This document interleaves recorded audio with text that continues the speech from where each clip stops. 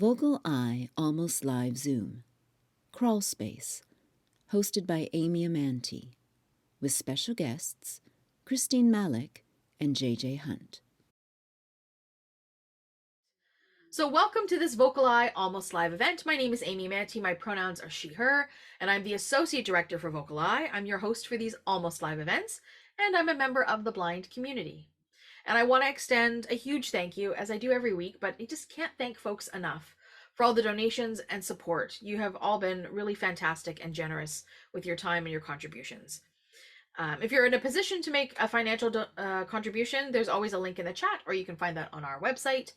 And keep sending those testimonials. They're really, really lovely to read, and we read every one of them. So thank you for sharing your kindness with us, and our funders really appreciate knowing what kind of impact the programming is making on you. Folks, if you happen to be watching this on our YouTube channel, we hope that you hover over and click on like and subscribe. VocalEye is broadcasting to you all from the traditional and stolen lands of the Coast Salish peoples, in particular the Squamish, Musqueam, and Tsleil-Waututh First Nations. And as we embark tonight on an audio play that, well, essentially is about real estate, I thought I'd share with you some things that I have recently learned. And by say this, I would say I knew about it when it happened a couple of years ago and just have recently been in a space to learn more about it. So here's sort of how I'm going to share this with you. Squamish people by the BC government have been treated abhorrently. So have Musqueam and Tsleil-Waututh peoples in their history. And if we go back to 1913, the BC government, under the Conservative Premier Richard McBride, forced the Squamish people to abandon their homes so that the city of Vancouver could expand. They had 2 days to pack up and head to the North Shore. That's actually where I live, on the North Shore. So they were told to pack up their stuff, get on a barge, and they were shipped over to the North Shore. Longhouses were burned, their homes were burned, and then hunters returned from hunting trips away, been gone for several days, and came back to their villagers to find their families gone, with no idea how or where. So you can imagine the separation of families. This was just over 100 years ago.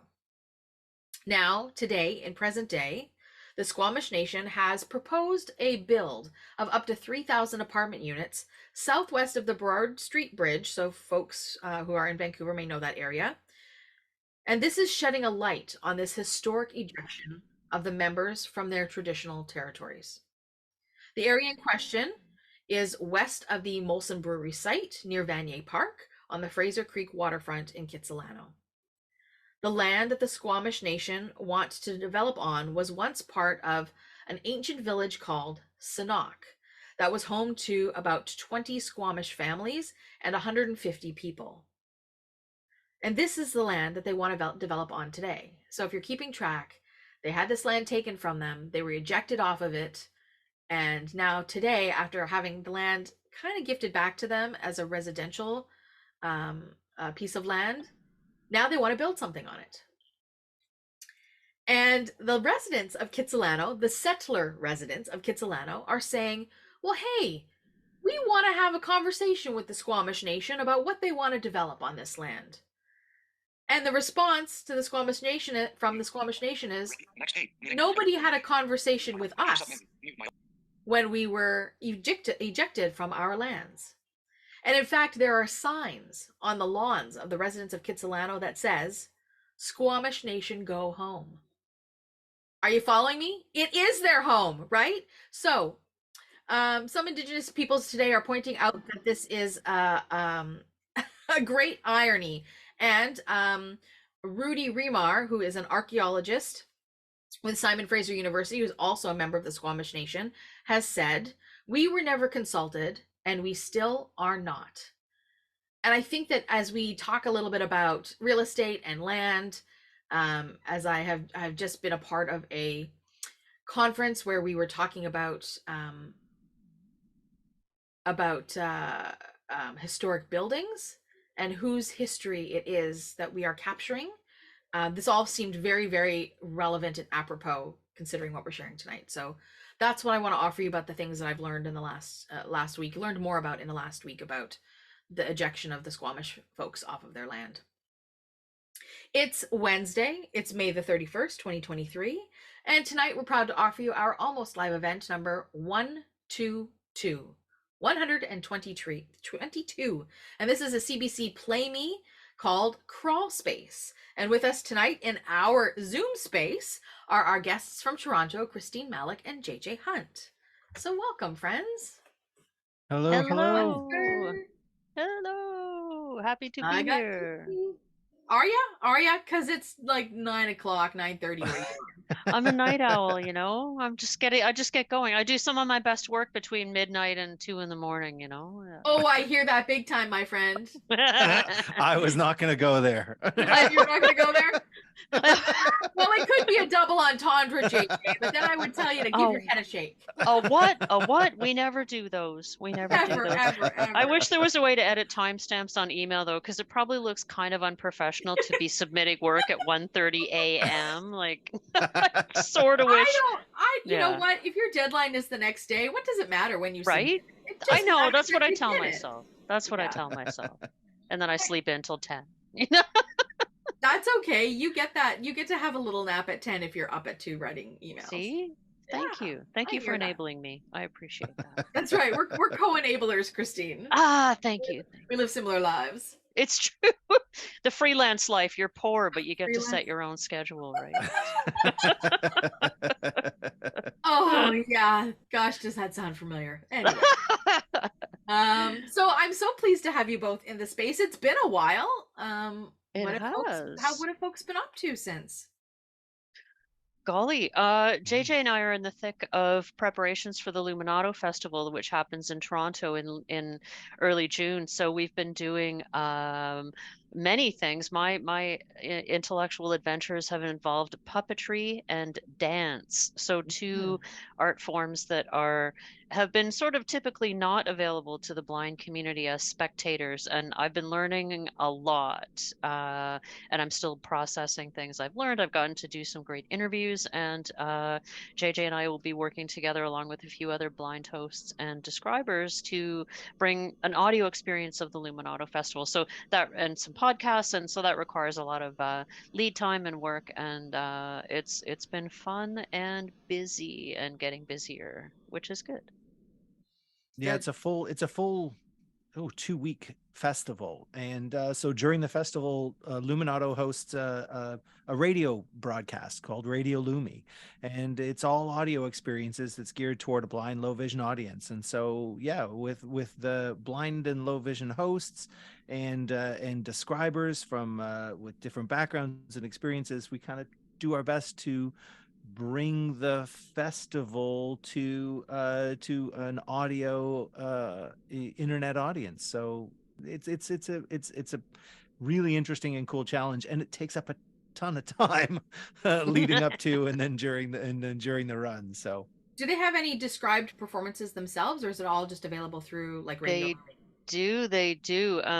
There are two that I'm planning to attend. One is called Nuit, and it's a dance piece with no music. So there's audio description, but there's also the sounds of the dancers on stage are actually mic'd. So they're wearing boots, and there's lots of movement and clapping. So I'm really looking forward to that. And then there's an opera from Scott Joplin, who was a ragtime composer. And so I've read all the promo for this. It's called Treemonisha, and I'm still a bit confused about what it will be, because I associate Scott Joplin with ragtime, but this is an opera, and so there's some fanciful elements as well. And so those two are audio described in real time. And then on Radio Lumi, there's lots of background interviews, and it's the groovy part. One of the groovy parts is that I get to interview artists from a blindness perspective. I don't have to act like I'm on the CBC and say, oh, that looks great. I can actually say, so describe the differences between Hong Kong and Toronto, or, I can ask questions from the perspective of my community. And that's a really great opportunity that I really enjoy. Awesome. Are you describing anything, JJ? I'm doing a lot of the live on locations. So there's a big part of this is going to be some public puppetry, with an oversized puppet being presented in the moving across Toronto, and so I get to be one of the describers on location who is kind of following this puppet and presenting their movements and trying to describe their interactions. And yeah, which is going to be great because it's, with public puppetry, with big performance piece puppetry, you're describing both the character of the puppet, but also the machinations, the act of moving this puppet is also fascinating. Plus, because it's in public, there are police involved and there are road closures and there's all sorts of other stuff. So for me, it kind of ticks a lot of my my professional wish list, which is the art, the behind the scenes, but also the just the world around us. What is going on all around these performances and these ceremonies, and it's going to be quite extraordinary.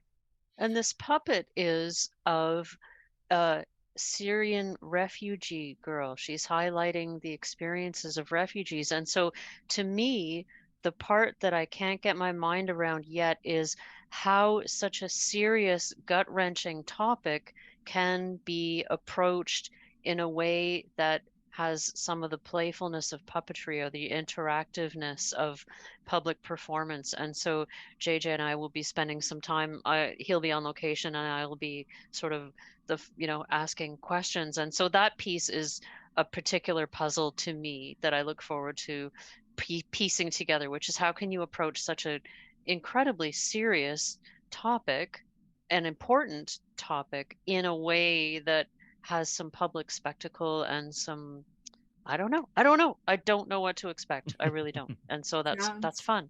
Really cool. Well, I want to just give you both, like, sending you the best of luck for the festival. I know that you'll be exhausted probably now before the festival starts and the weeks through the festival, and hopefully you'll get a little bit of a chance to rest and unwind after the festival. Oh Totally. Yes, I'm already planning my recovery and rest and fun That's for right. post Luminato.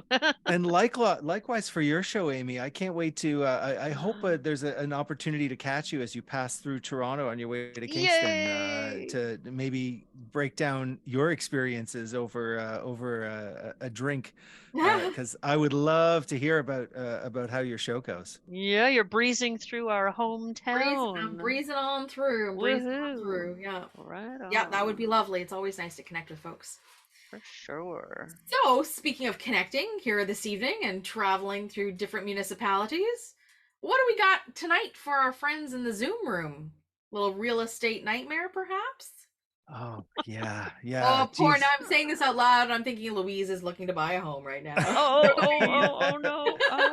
I was thinking about this. There aren't too many places in Canada that can really appreciate the nuttiness of the real estate experience here in Toronto. But folks from Vancouver, boy, you can definitely appreciate the nuttiness. And this play takes place. So this is called Crawlspace, written by and performed by Karen Hines, and it's set in 2006 I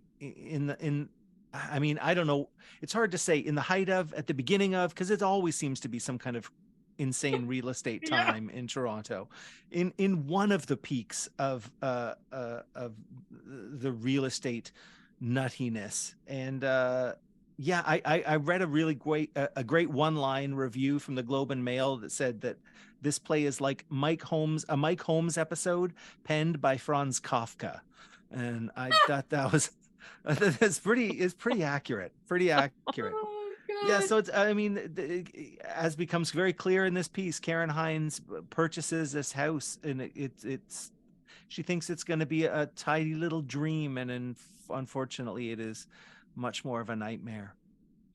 So where are we? Give us a bit of background, JJ, on what you think we're in for tonight.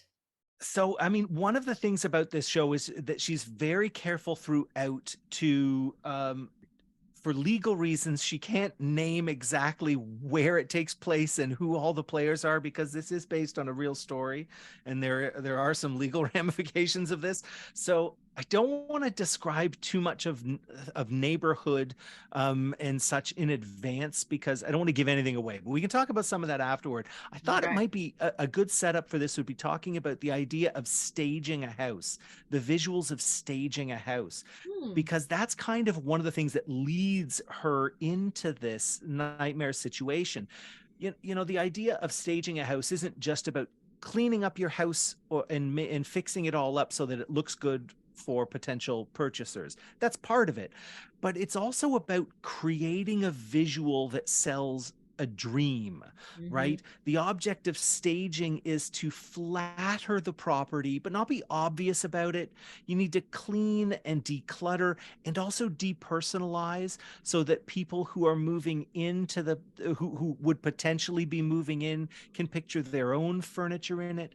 There are all these rules about focusing on fresh. So you put out fresh towels, you put out fresh flowers, you create a dreamlike environment, you create a visual set inside this house so that someone who's potentially going to buy it can imagine that this is their fantasy home. This is the place that's going to make their dreams of home and hearth come true.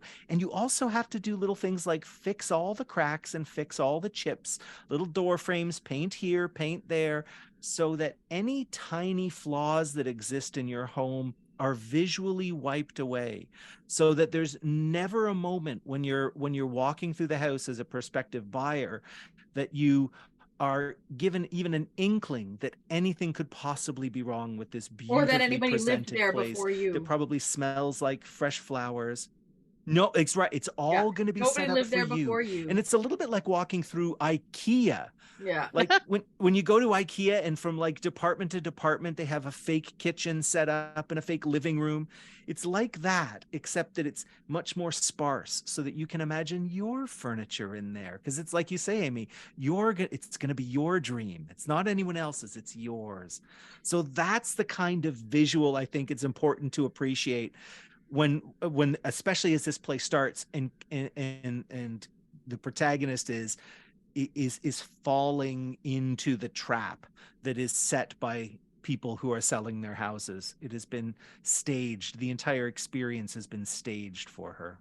I remember very vividly as a kid, because we moved around a lot when I was a kid, of being in homes. And this is, I mean, we're talking like late 80s, early 90s.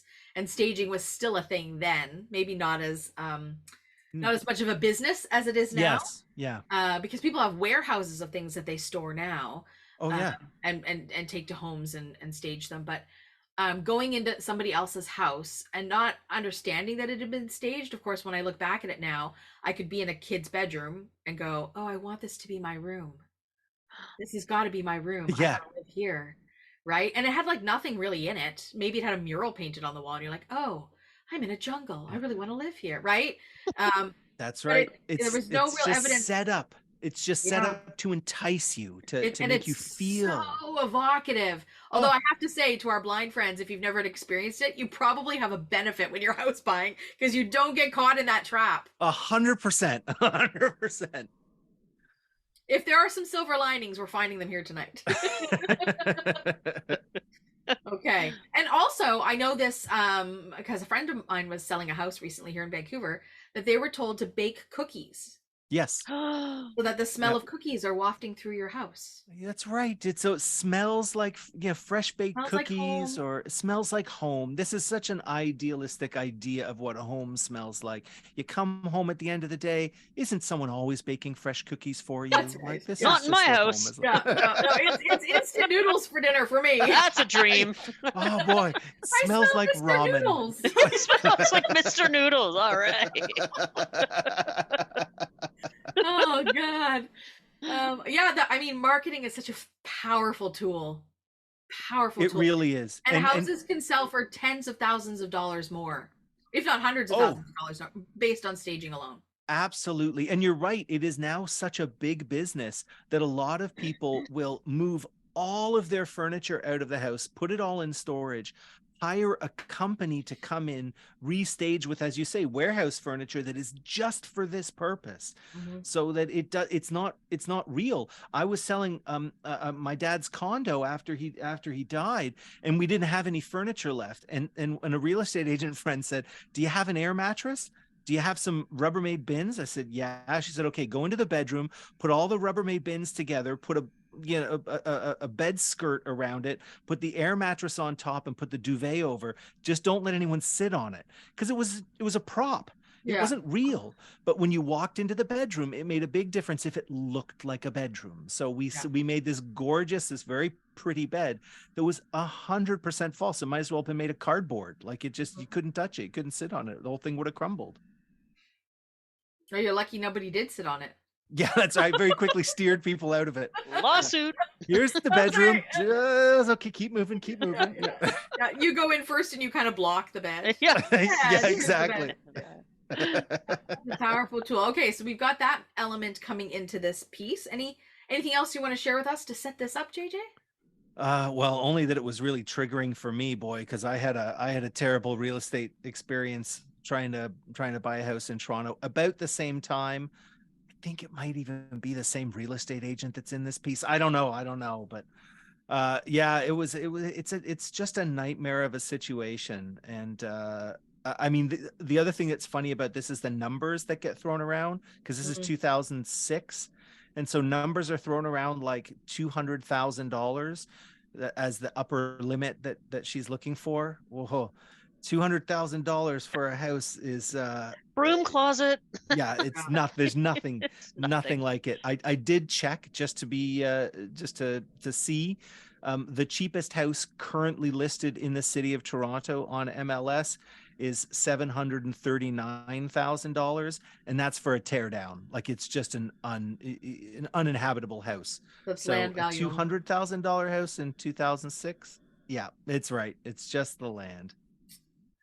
Gosh, I'm afraid to even Google what the cheapest house in Vancouver is. I'm just It's worse, isn't it? Isn't Vancouver even more expensive? I think it might be. I mean, Yeah. I just anecdotally was looking at condos, because they're always popped in the newspaper, and my mother likes to read them, and so she sits down with me and reads them with me, and they have a 2-bedroom condo in our neighborhood. So we're just outside of Vancouver. That is a 2-bedroom, but like an 800 square foot 2-bedroom, like quite small, in a building that's almost 50 years old, and it is selling for $689. Yeah. So the brand new builds are 800 plus for a condo. Yeah, an average 1-bedroom condo, and she mentions a price in this piece. She mentions a price of 2006 of $189,000 for a 1-bedroom condo. Now there's a 1-bedroom condos are between $700,000 and $1 million. Yeah, exactly. It's insane. It's absolutely ridiculous. So yeah, and that's not all due to just inflation, folks. It can't be. There's shadow flipping and money laundering and a whole bunch of stuff that's been happening. Yeah, and as you say, it's this idea of the flipping, the staging a house, prepping it to make it look beautiful, but cutting every corner you possibly can, turning it over really quickly, and oh boy, yeah. So a bit of a trigger warning for those who have been down the road of buying a house. It is this is a scary tale in that regard, for sure. Well, I say we waste no more time. I gave us a little extra time to chit chat about it because it's a shorter podcast. So let's sit back and have a listen. Are we ready? Ready. Awesome. And we'll come back and chat about it afterwards. So this is the CBC PlayME series podcast. This one is called Crawlspace.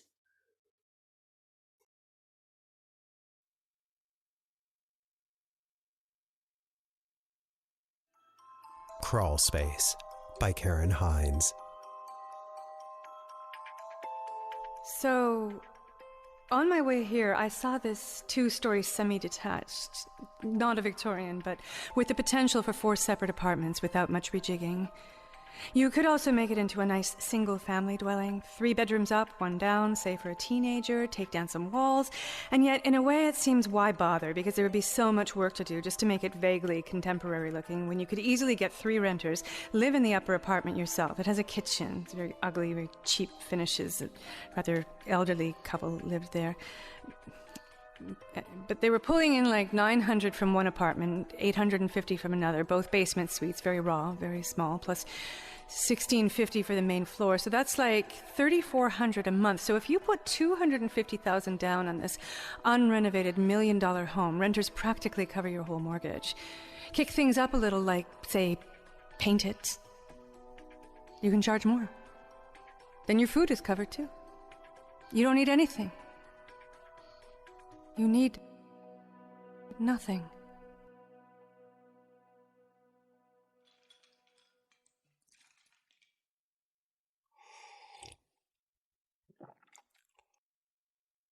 Hi. Thank you for being here. I hope you have a drink if you drink. And full disclosure, I wrote about half of what you're going to hear tonight, half cut. Actually, that's not true. Half of that half I was on Ativan, not alcohol. The rest I wrote without any chemical or other support, and I hope I never have to do anything like that again. What you were about to hear is inspired by a true story. That is, the things I'm about to tell you are inspired by things that truly happened. I will be playing a version of myself. When you buy a house, and when I say you, I don't mean you specifically, because depending on your demographic, chances are you will never buy a house, and we'll get to that. But when one buys a house, there are always known unknowns, and there are unknown unknowns. In 2006, I bought the smallest house for sale in the city of Toronto. The photo on the MLS website showed this sweet little lemon yellow house that looked like when a kid draws a house. Door, window, chimney, roof. It was 11 feet wide by 36 feet deep. The bedroom was 8.5 by 9, so too small for a dresser, just big enough for a bed. The hallway was 2.5 feet wide, so there was no closet there either. It's tiny. It's lemon yellow. It's set far back from the street, set basically in the backyards of the huge Victorians that surround it. A coach house, says the MLS website, meaning, I suppose, it once housed the people who ran the coaches of the people in the houses, and their coaches. But it has been a discrete legal entity since the 1970s, this coach house. It has a living room about the size of the bedroom. The kitchen opens off the living room, and a bathroom off of that. And off the bathroom, there's a 4 by 8 foot walk-in closet at the back of the house. The walk-in closet is an addition, which the people who bought and flipped the house the previous year had built so that there would be a closet, a place for the hot water heater, stacked washer and dryer, so those things wouldn't have to be in the little living room or kitchen. The kitchen is tiny and beautiful, and everything in it is essential. The 4 by 8 foot walk-in, I learned later, is built onto the neighbor's backyard, and when I say onto, I mean onto. It extends 1 foot past the property line when it should legally stop 3 feet back from it, and so shouldn't exist at all, according to Toronto zoning bylaws, and so will become bad for me in my life. Spoiler alert. And I will explain all that during the acid trip part of the show. But I didn't know anything bad when I bought the house. The survey was out of date, you see, so everything looked fine. The furnace is in a loft, shoved up against the cathedral ceiling, so right up where heat rises to, and so requires that the house's forced air be, like, powerfully forced down, which should have been a clue, but see, it keeps it out of the way, which is so important in a 400 square foot home. My realtor sends an inspector who says the furnace placement is stupid, but not dangerous. He also says the crawl space probably isn't insulated, which is why the floors are so cold, but that's it. The inspection takes less than an hour because the house is so tiny, and everything in it so new. I initial the forms, and he gives me half off his fee, which I think is very sweet. In 2006, I bought the tiniest house for sale in all of the city and lost it within 18 months. Lost my life savings, too, with the down payment, which was only about $30,000, so no biggie, really, except that it took me about 20 years to save. I am a writer. Plus, I put the many expenses related to trying to save the house on credit cards, whose limits kept rising, and which I am still paying off today because I was an idiot. A credulous fool. An actress trying to be a writer. Trying to own a house. But you see, when you looked out the windows, all you could see were trees. And sometimes little possums would come around and their babies would hang from their tails. And I think that was the best part of that house. I am convinced there are people who do not have a certain gene. The gene that enables you to sense a money-making situation or a money-losing one. Oh, and I should probably mention at this point that I don't need your sympathy. There is a happy ending to this story. I would offer you some, but we're not in the same time-space continuum. The house was described as a condo alternative. It had no outside space to speak of, no pesky garden to tend to, just a window box and a cobblestone parking pad out front, a miniature deck on the south side. It's low maintenance, says the listing, which is important to me. Like many artists, I work many hours on my art as well as making money so I can do my art, doing things like corporate writing and radio commercials. I would suggest that many of us put in as many hours as lawyers, though lawyers might laugh at that. But then we make lawyer jokes, so perhaps it's a fair exchange. My brother is a lawyer, operates in the realm of labor law. Grocery store clerks, garbage collectors, nurses. He's prosecuted them all. He's quite brilliant, and unlike me, he thinks 3 moves ahead. Anyway, it's very nice aesthetically, the house. It has bamboo floors and a slate backsplash in the kitchen, stainless and granite, as they say. And there are phone jacks everywhere and cable jacks everywhere. In fact, the whole thing is sort of insane. I would have taken a wartime house, unrenovated, same size, for less money, happily. And in fact, I was at first almost repelled by how twee this little place was. I had never been attracted to the Martha Stewart aesthetic. I had never been to a pottery barn. But all the other small houses for sale were less small, so they cost more money. And they all had something major to be done. Something like a leaking roof or a basement cesspool. Evidence of rats. I learned quickly I did not want a basement. Basements equal time and money, and I had no time. I did not want a fixer-upper. This is the beginning of the economic downturn. For writers, anyway. Television writers. This is when the writers' strike is happening, the one where 16,000 television writers inadvertently shoot themselves in the foot forever. This is when print magazines begin circling the drain and writers are writing more words for less money.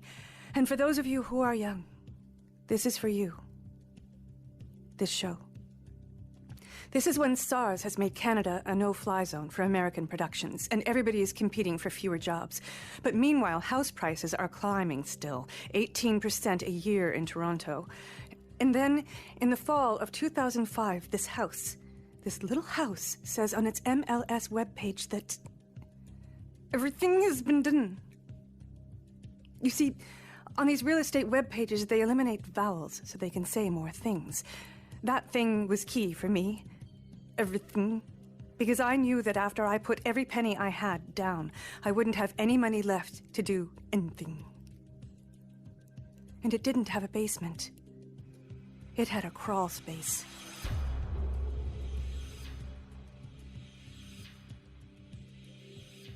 The Wikipedia definition of crawl space is a cellar you can't stand up in. And when you Google images, you see these concrete-walled little crawl spaces 3 to 5 feet high with plastic linings and neat metal drains. Concrete walls that go all the way to the ceiling and a tiny door somewhere, like for a child. Maybe a trapdoor from outside. I was a Moore Park girl. My parents were scientists, so not rich, but we grew up in a neighborhood with big houses that had basements with concrete walls that were damp but solid. So this just made sense to me, this concrete crawl space. And I liked the idea that my underneath wouldn't be connected to my kitchen by a stairway, because I'd lived in enough dives over the years to know that rats can climb stairs. And my realtor, who never claimed to love the house, did know the guy who did the work, said he had popped in during the renovations, said he had seen underneath. And when I signed the papers, I do recall that the sellers had ticked all the little boxes declaring that everything they had done had been done to code. So this concrete crawl space with neat metal drains was, for 3 months, what I imagined I lived above. All I didn't know was where the little door was.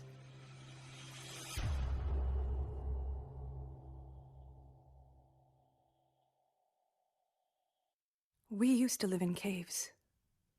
Before that, we slithered up out of the sea looking for shelter. To miscalculate the power of the beginning in the end is to misapprehend one's place in the universe. The end finds itself in the beginning.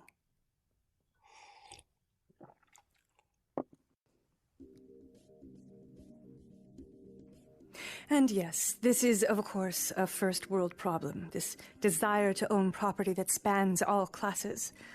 But as 2005 turns to 2006, it does seem to me that there is a ladder that all of my friends have climbed onto. A ladder that I was supposed to have climbed onto already.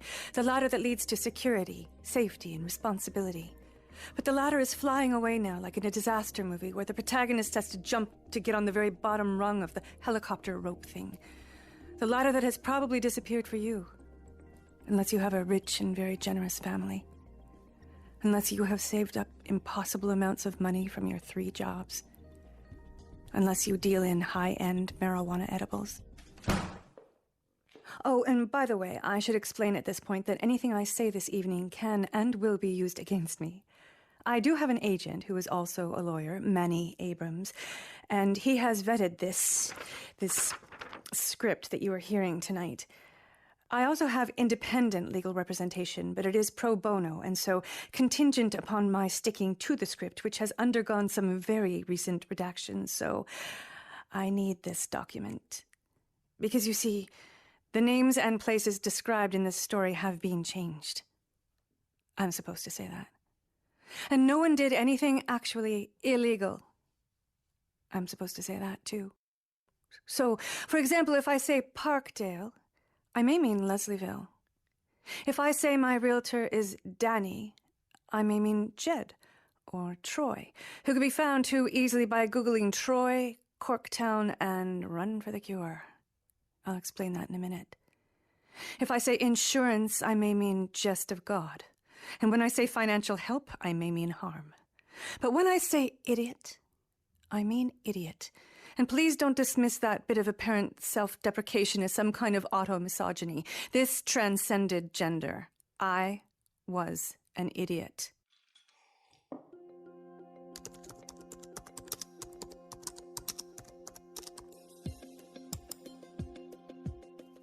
In October of 2005, I found my realtor online and was drawn to him because of his toque, his hiking boots. The fact that he coached kids' soccer and ran for the cure. He was an organ donor and the highest-selling realtor in, let's say, Liberty Village. The day we met, he was returning from a month in Cambodia. He told me he admired Leonard Cohen. He told me he was Buddhist. He told me houses are better investments than condos. February 18th, 2006, I get the keys. The first thing I do when I'm alone in my house for the very first time is to walk through and listen to how quiet it is, set so far back from the street. I go to the window to watch the possums. I sit down on the windowsill, and it cracks under my weight. Because it's faux wood, plastic. And I tell myself, oh good, no mold. Already it's like, who am I?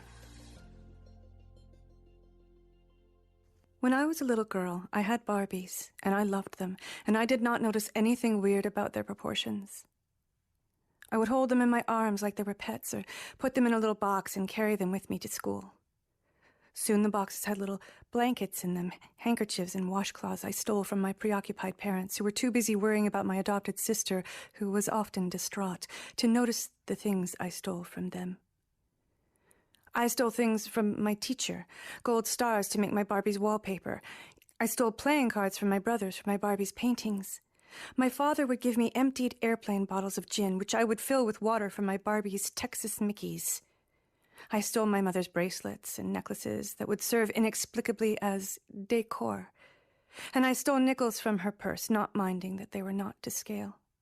My Barbies were wealthy. But it was all about joy. Plenty. Comfort. Those little boxes became homes, and I would put my Barbies in them and just stare at them and imagine their lives inside those little houses where everything was beautiful and calm and considered, and from which they could leave, confident and free, to have their adventures. On my first night in my new house, March 6, 2006, I'm sleeping on the living room floor because I can't assemble the bed in the bedroom. There isn't enough room. And I feel a draft. I light a candle to ward off evil spirits, and it goes out. I walk the 2 feet to my kitchen, get down on my stomach, slide along my bamboo floor, and see that there is a stretch of undrywalled wall below the IKEA counter unit, and actually, crevices. Vertical crevices in between slats of wood on the unfinished exterior. Crevices through which I can see snow falling. Everything had been done, I thought. Except this. On the second night, I'm asleep on the mattress on the floor, and a mouse runs across my pillow. On the third night, I catch a mouse in a mouse trap, but it doesn't die. I had placed the trap in a brown paper lunch bag so that I wouldn't have to see, and the bag is now moving across the blonde bamboo floor. Though I don't have a phone yet, I have 2 phone books, the white pages and the yellow pages. I use the yellow pages, then the white pages. Then the full weight of my adult body. And yes, to reconfirm, yes, I had an inspection, and yes, there was a survey and insurance, and I remember thinking, this is Canada, there are rules. Yet somehow, between them all, these professionals, these laws, or safeguards, what I discover as the spring thaws everything is that I have bought this house, this tiny house, where the subfloor doesn't meet the walls. The foundation, which has been advertised as cement, is, yes, cement, but also made of cinder block, and some sections are wood. But the wood is laid on soil, so wood-to-soil contact, which I think the inspector missed because the wood is wrapped in this plastic casing that's normally manufactured as a casing for cement foundation, so it would have looked like cement, which is reprehensible on many levels, not the deepest of which is that there are termites 3 doors away, and they just eat through that shit. And on March 16th, a 4x4-foot section of my newer roof slides off the house along with a melting ice slab, revealing that the back half of my newer roof is made of a kind of siding most commonly used in the southern United States as siding. Also, the newer roof is trimmed with metal at the front, but mostly with plastic fascia all around the back, which is known to be like squirrel candy. And though the one sheet promised cable, there are no wires, just shiny plastic jack covers over little tunnels to the outside, which, why would anyone think they had to check that? And the one sheet didn't promise phone, because who does? This is back in the day of the landline. Everybody has a landline. So that missing bit of cabling requires heroic efforts on the part of the Bell telephone guy, who monkeys up poles and over roofs to the switch box across the block. And he tells me there has never been a landline at this address, which, what? So it's like a movie set. Or a showcase suite. Except because the subfloor doesn't meet the walls, the rodents are real. And you know why the subfloor doesn't meet the walls? Because, as I discover when I start looking into selling it again, against all advice, as apparently it looks bad to put your house on the market a month after you bought it, I discover my house is not a coach house. It's a garage. It was never a coach house. Coach house is like a euphemism, which there is apparently no law against using on the MLS website. A coach house, you see, is usually a brick building, built when there were coaches, pulled by horses. This building, largely made of wood, was built in the 1960s for a car, and then turned into a legal property in 1977 by an insane phoneless man. He lived there until 2005. He had built a shed at the back, which the flippers replaced with an actual room, the walk-in closet. But they didn't put it on the survey, which is why everything looked fine. And now, I don't want to live in my house. I want someone else to live in my house. Within weeks of moving into my house, I want nothing more than to rent it out. Leave it behind. There were no horses in Toronto in the 60s. And if you find yourself getting lost in these many details, don't worry, I will go back and pick up the dropped stitches. Because that's what I do now. The crazy sign goes in circles for a reason. And yes, when I was a teenager, I was diagnosed with a kind of mood disorder. But I had intelligent and supportive scientist parents and a cutting-edge shrink who managed me such that I had managed myself without episode for more than 20 years. But then one day, after exterminating, re-roofing, re-drywalling, installing vents, cable, and a landline, I found myself at the Bloor Street Pottery Barn fingering a decorative twig orb.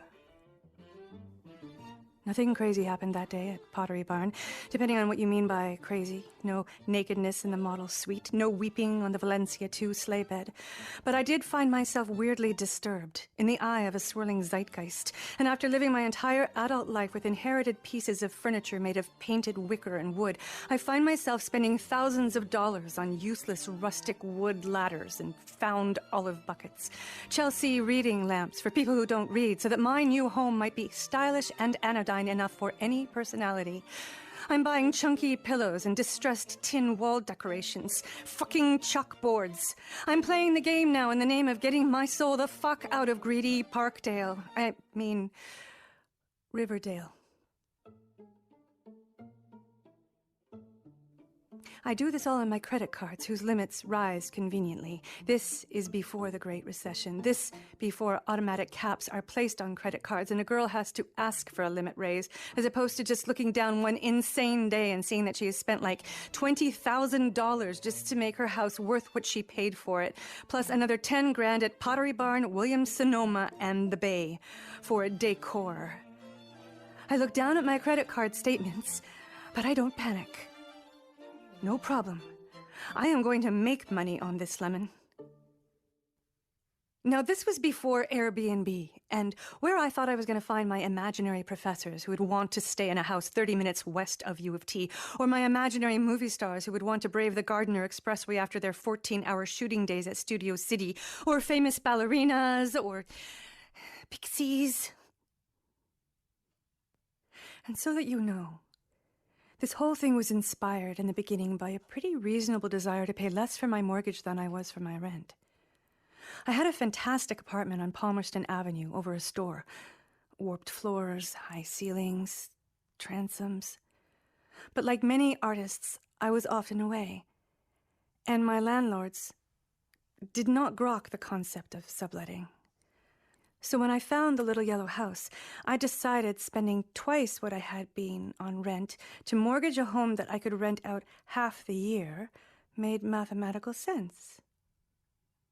Which it does. In artist math. Which is forgiving. And real estate is such a good investment. And a house is a way better investment than a condo. Better than the $189,999 one-bedroom at King in Portland I nearly bought. Cork floors, soapstone countertop, undermount sink, 3-by-8-foot tempered glass front balcony, and option to purchase parking spot. And I wonder sometimes who I'd be now if I had lived at Portland and King. If I'd heard humans breathing through my walls instead of animals and wind.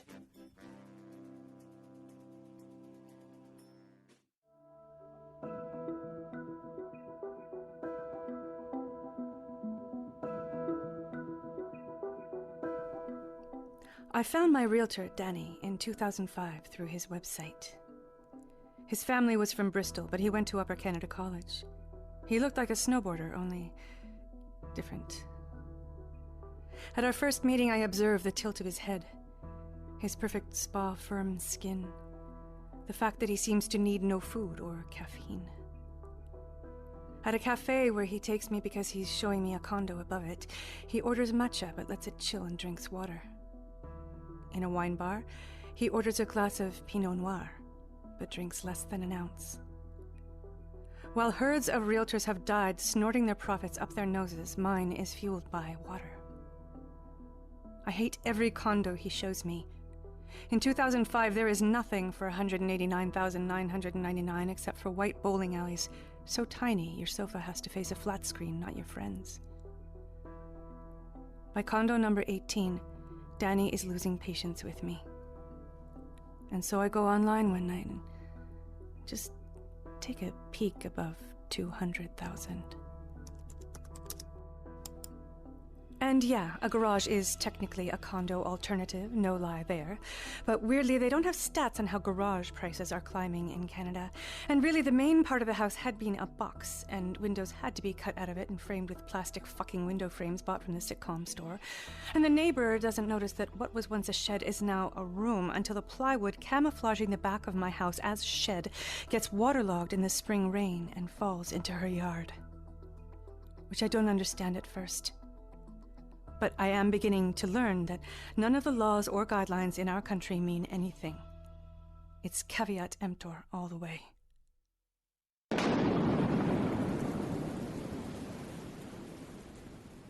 On a terrible night, 2 years after I bought the little lemon yellow house to which everything had been done, I threatened my realtor, Danny, with a butcher knife. No, I didn't. On a terrible night in March 2008, I offered my realtor the opportunity to buy the house from me for the same price I had paid 2 years earlier in a piping hot Toronto market. I was in his kitchen.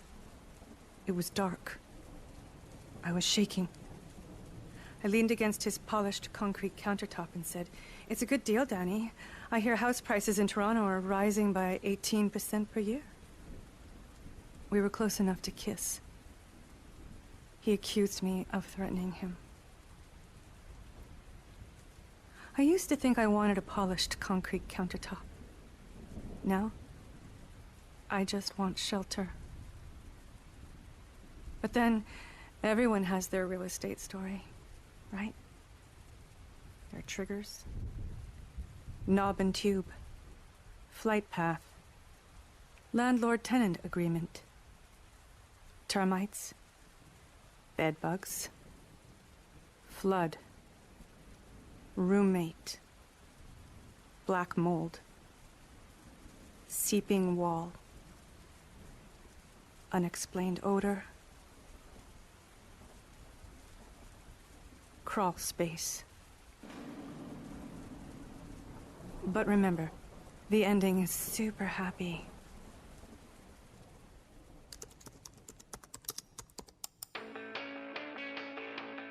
Okay, so it's like the first day of class and I'm really nervous, so I'm getting these new hair products because I want to make a positive impression, you know?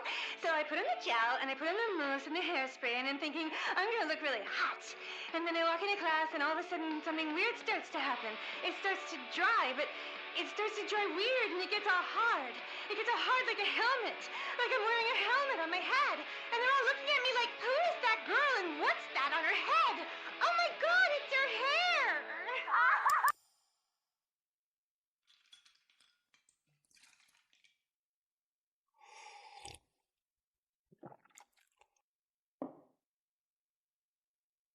That was a self-tape. A radio commercial audition I did from home, probably because I was waiting for some contractor, probably stoned on gravel, which I'll get to in a bit.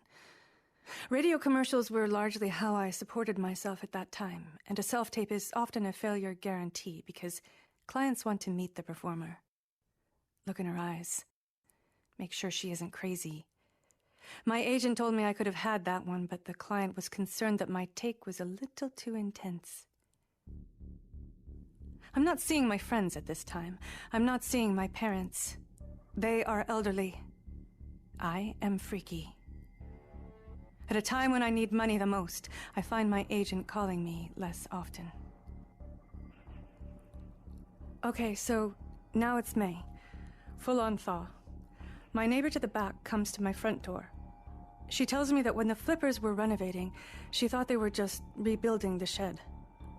But now that the back of my house has fallen into her yard, she can see that what has been built is actually an addition. And it's on her land. I ask my neighbor what color siding she would like, just to sort of change the subject. And could I please buy that land from her? I didn't know anything bad when I bought the house. The survey was out of date. It was, in fact, on a mimeograph, which, for those of you who were born after 1963, is a kind of Xerox. And for those of you born after 1987, is a copy. I had noticed that the survey didn't quite match the floor plan, but when I pointed that out to Danny, he wasn't concerned. He told me a new survey would cost like $2,000 and just get title insurance, which I'm like, what's that? But so I get the title insurance. I take my lawyer brother to that meeting and I show the other lawyer the mimeograph and he's nodding and my brother's nodding and I'm thinking, great, 2 lawyers in Canada nodding and title insurance is only $100. And so that you know, this is before Love It or List It. This is before property virgins. This is before the mortgage crisis and the Wall Street insanity that smartened everybody up.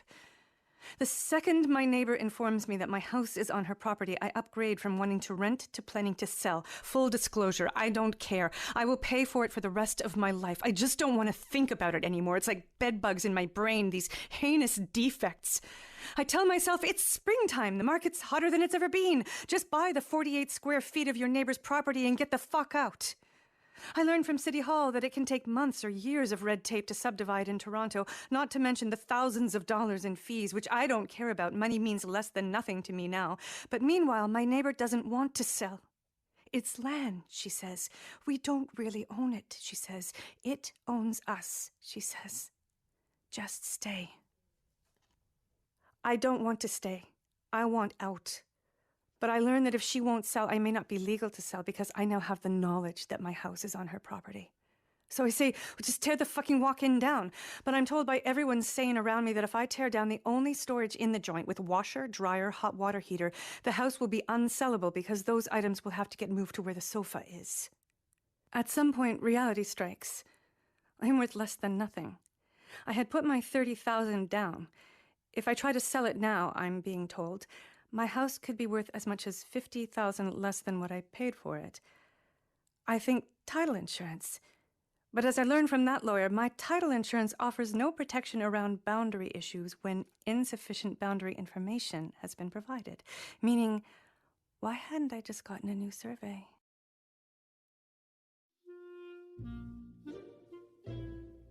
And I would think in desperate moments about hooking.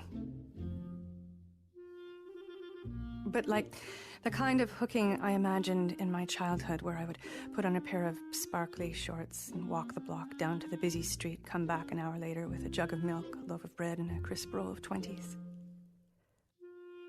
I was losing jobs now, making useless self-tapes or blowing auditions live because they looked into my eyes. I was paying twice monthly what my rent had been, getting deeper and deeper into debt. So I was like, well, hooking. And like I would never actually do it, but my mind keeps turning to it in the way I imagine men in tough spots turn their minds to carpentry or odd jobs.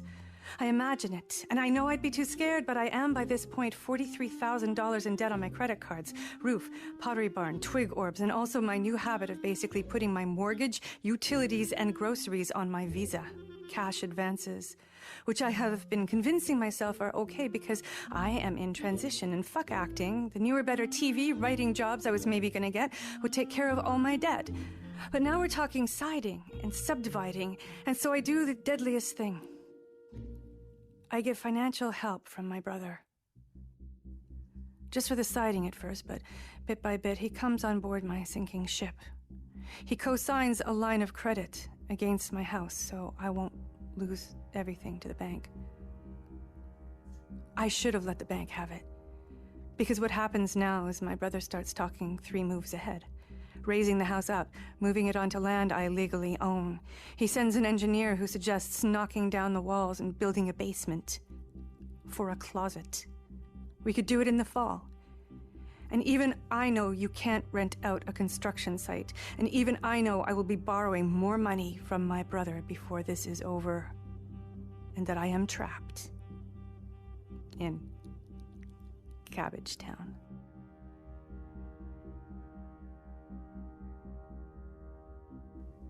When people are babies in this world, our world, the first world, they mostly have a crib to themselves. Mostly, but not always, children find themselves in their own bed and or room and or some subdivision of a room. My siblings and I weren't rich, but we had each some space. My bedroom walls were covered in seahorses. I didn't pick them. They were done to me, but I grew to love them. And when I threw a teenage fit and painted over them, their images seeped through. And they were comforting. When I was 19 years old, I lived in New York, and I had a shrine. A trunk I carried my stuff in from shitty apartment to shitty apartment, and on which I set a candle and a bracelet from my mom, a Barbie purse with a lucky nickel in it, a cigar box full of letters, a photo of me and my sister on a swing set wearing matching outfits. The shrine was home, no matter what crazy Hell's Kitchen roomie I was living with. It made me feel calm and protected. Caveat emptor. Buyer beware for those of you who don't speak Russian mafia. It's timeless. It's like existentialism, really, so much the same. I am. I choose. I chose.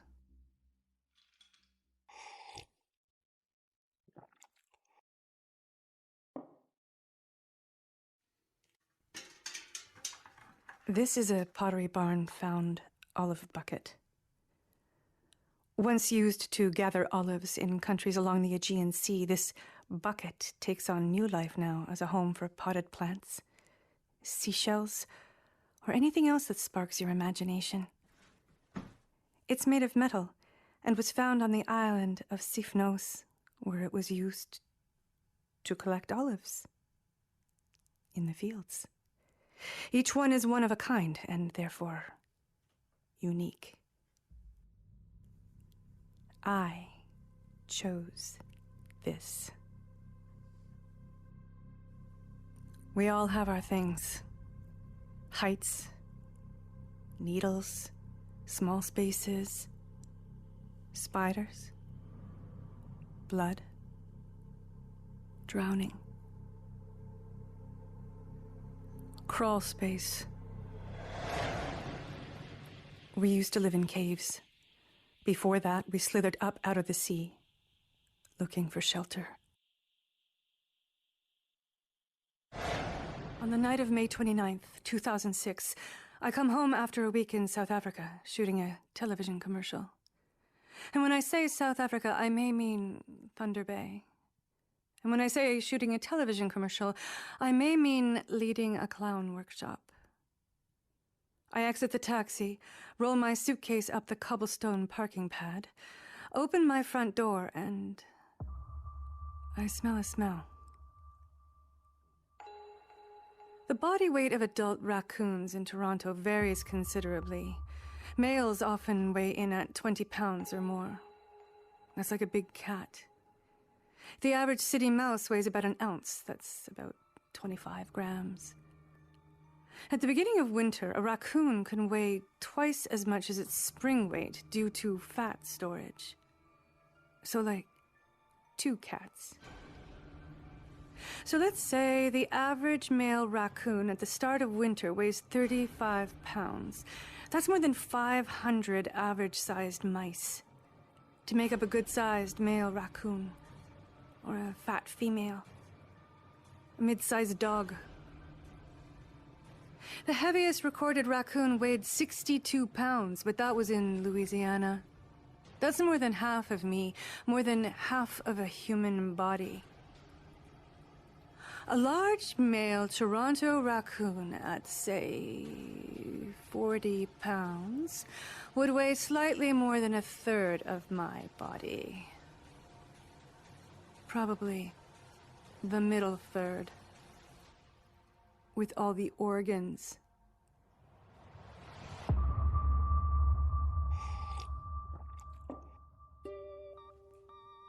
For some reason, men who work in real estate are often very attractive.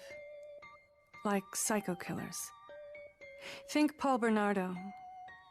Then think of those twins on that Renault show you probably don't watch because you're too young to believe in progress. Anyway, part of what happened probably is that my realtor is very attractive. He sort of looks like a young Harrison Ford. And when I say Harrison Ford, I may mean George Clooney.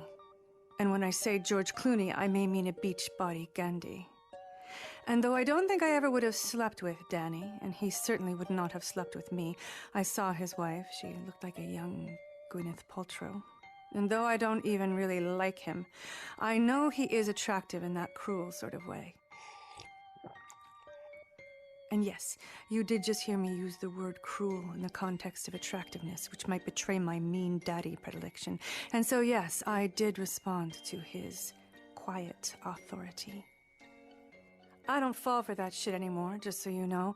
Part of how this whole fucking thing has made me a better person, but back then. It says on his website that he's an expert and I am overcome. I never thought I would own a house. I'm high on endorphins, like shopping times 1,000. I'm becoming part of something. I'm becoming part of adult society. I am going to have a better future than what I would have without a house. May 29th, home from South Africa. I walk in the door, I smell a smell, and I think, idiot.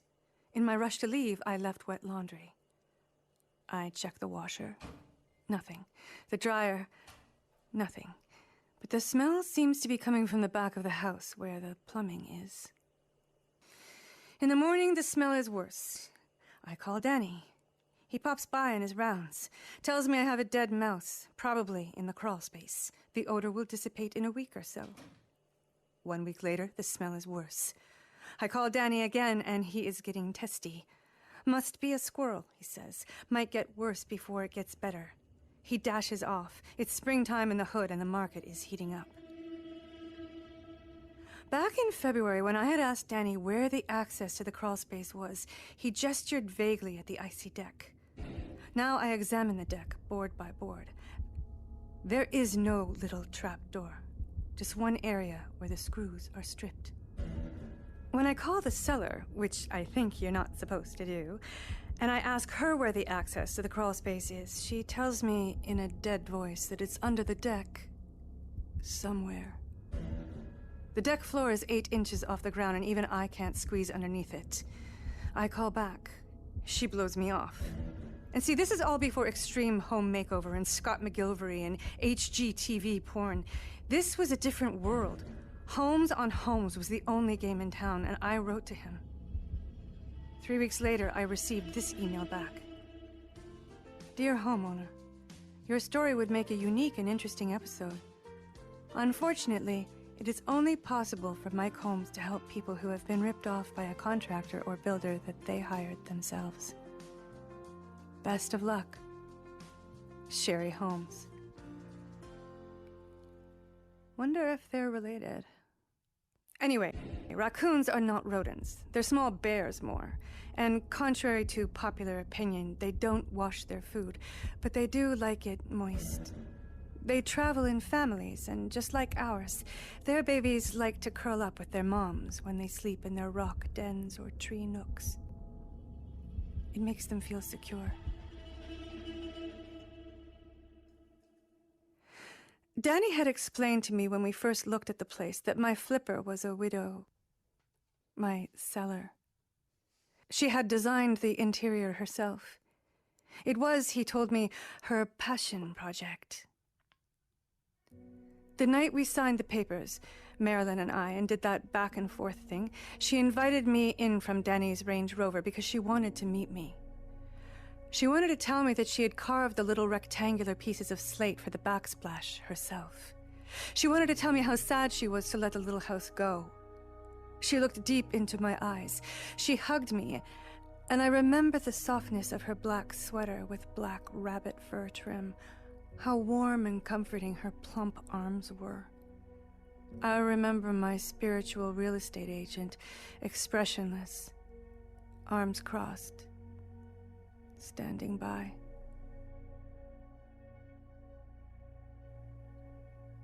So, I write dense little plays for boutique audiences, and she flips garages into designer condo alternatives. All my seller was doing was feeding her family in a creative way. She was a widow, and I had no disdain for her at that time.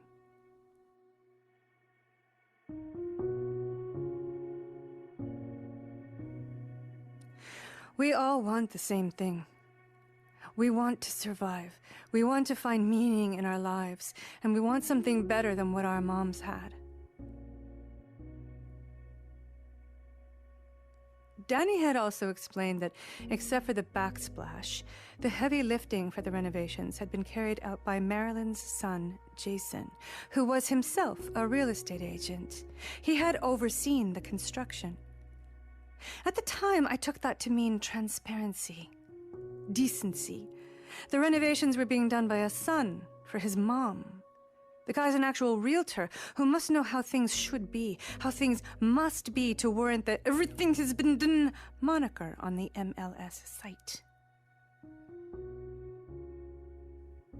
I understand now what family meant in this case.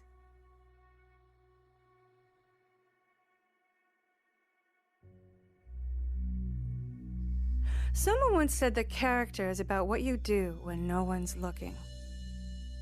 My seller used her eldest son to do her renovation, and when no one was looking, they created a grotesque list of latent defects in the smallest house in the city and sold it as done.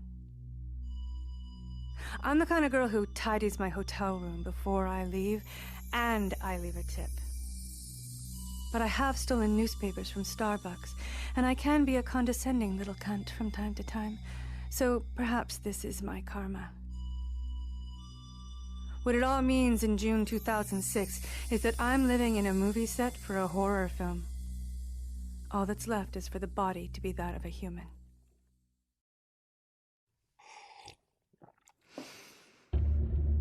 Three weeks later, it's the hottest June in 20 years. The smell of death hovers around the house like an oily cloud. It hits you like a wall 5 feet from the front door. I try to describe it to my brother. He thinks I'm making it up. My friend Jeff offers to help. He tears up the sweet little deck with a crowbar. There is no little door. There's no access to the crawlspace, just dirt and rubble. I call the AAA Wildlife Company, who kindly drop by. They can tell this is no squirrel. This is larger, probably a raccoon or a cat. If I don't get it out of there, the odor could take 6 months to dissipate. They back away, apologetic. They only retrieve living animals. I call my insurance company, and this is the opposite of product placement, but very legal, because what is true is that State Farm says they can't help because the problem is not inside the house. It's underneath. I call the city. They say they can't help because the problem is not underneath the house, it's inside. This despite the photos Jeff has taken of the crawlspace. This was before iPhones and selfie sticks, and he shoved his actual camera into a hole he made while searching for where the animal was. The photos show no plastic-lined, concrete-walled crawlspace, but rather an irregular landscape of hillocks that rise between 16 and 8 inches below my uninsulated bamboo floor. Filthy piles strewn with yogurt containers and chicken wire, Big Mac wrappers. Construction guys just throwing their lunch litter down into the dirt. This, the city says, is inside my house. Mountain Dew cans 10 inches under my bed. And we still don't know where the animal is. The smell you see is equally intense now from any approach. Though I can ill afford them, I receive a parade of contractors who inevitably refuse the job. The crawlspace is not deep enough for humans to crawl in, but any digging down could cause the wood and cinder block foundation to cave in. I offer them danger pay. I joke and flirt, but they all back away. Nothing can entice these men inside that revolting tomb. This is High Park. They have lap pools to build. A weird logic swirls around everyone's capacity to do nothing. So it's kind of fucked. And I think about how great it would be to have a skinny baby. Strap a camera to its head. Send it crawling in on reconnaissance, because there's more I need to know. These are the thoughts that I have at this time when most women my age are making their final huge decisions around whether or not to have a baby or another baby. Right when everybody's asking me with some urgency, are you gonna have kids? I'm having hysterical laughing fits by myself, drinking vermouth shots because that's all I've got, and I'm imagining getting a skinny baby for reconnaissance. A skinny baby with a camera strapped to its head. There is something that living with the smell of death can do to you. It's like the opposite of aromatherapy.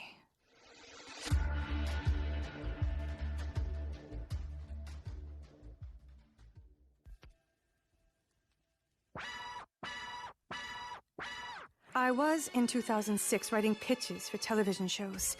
At CTV and Global, I was a person of limited interest. That is, my agent was able to get me meetings, and I took them, the vapor of death swirling around my skirts. And I wowed those executives with weird ideas. The ideas were intriguing enough that they would usually ask to see a sample, an episode, even a scene. But I was pretty much stoned on Gravol at this time, and I could finish nothing. I was awash in unformed ideas. Foggy images flooded my mind.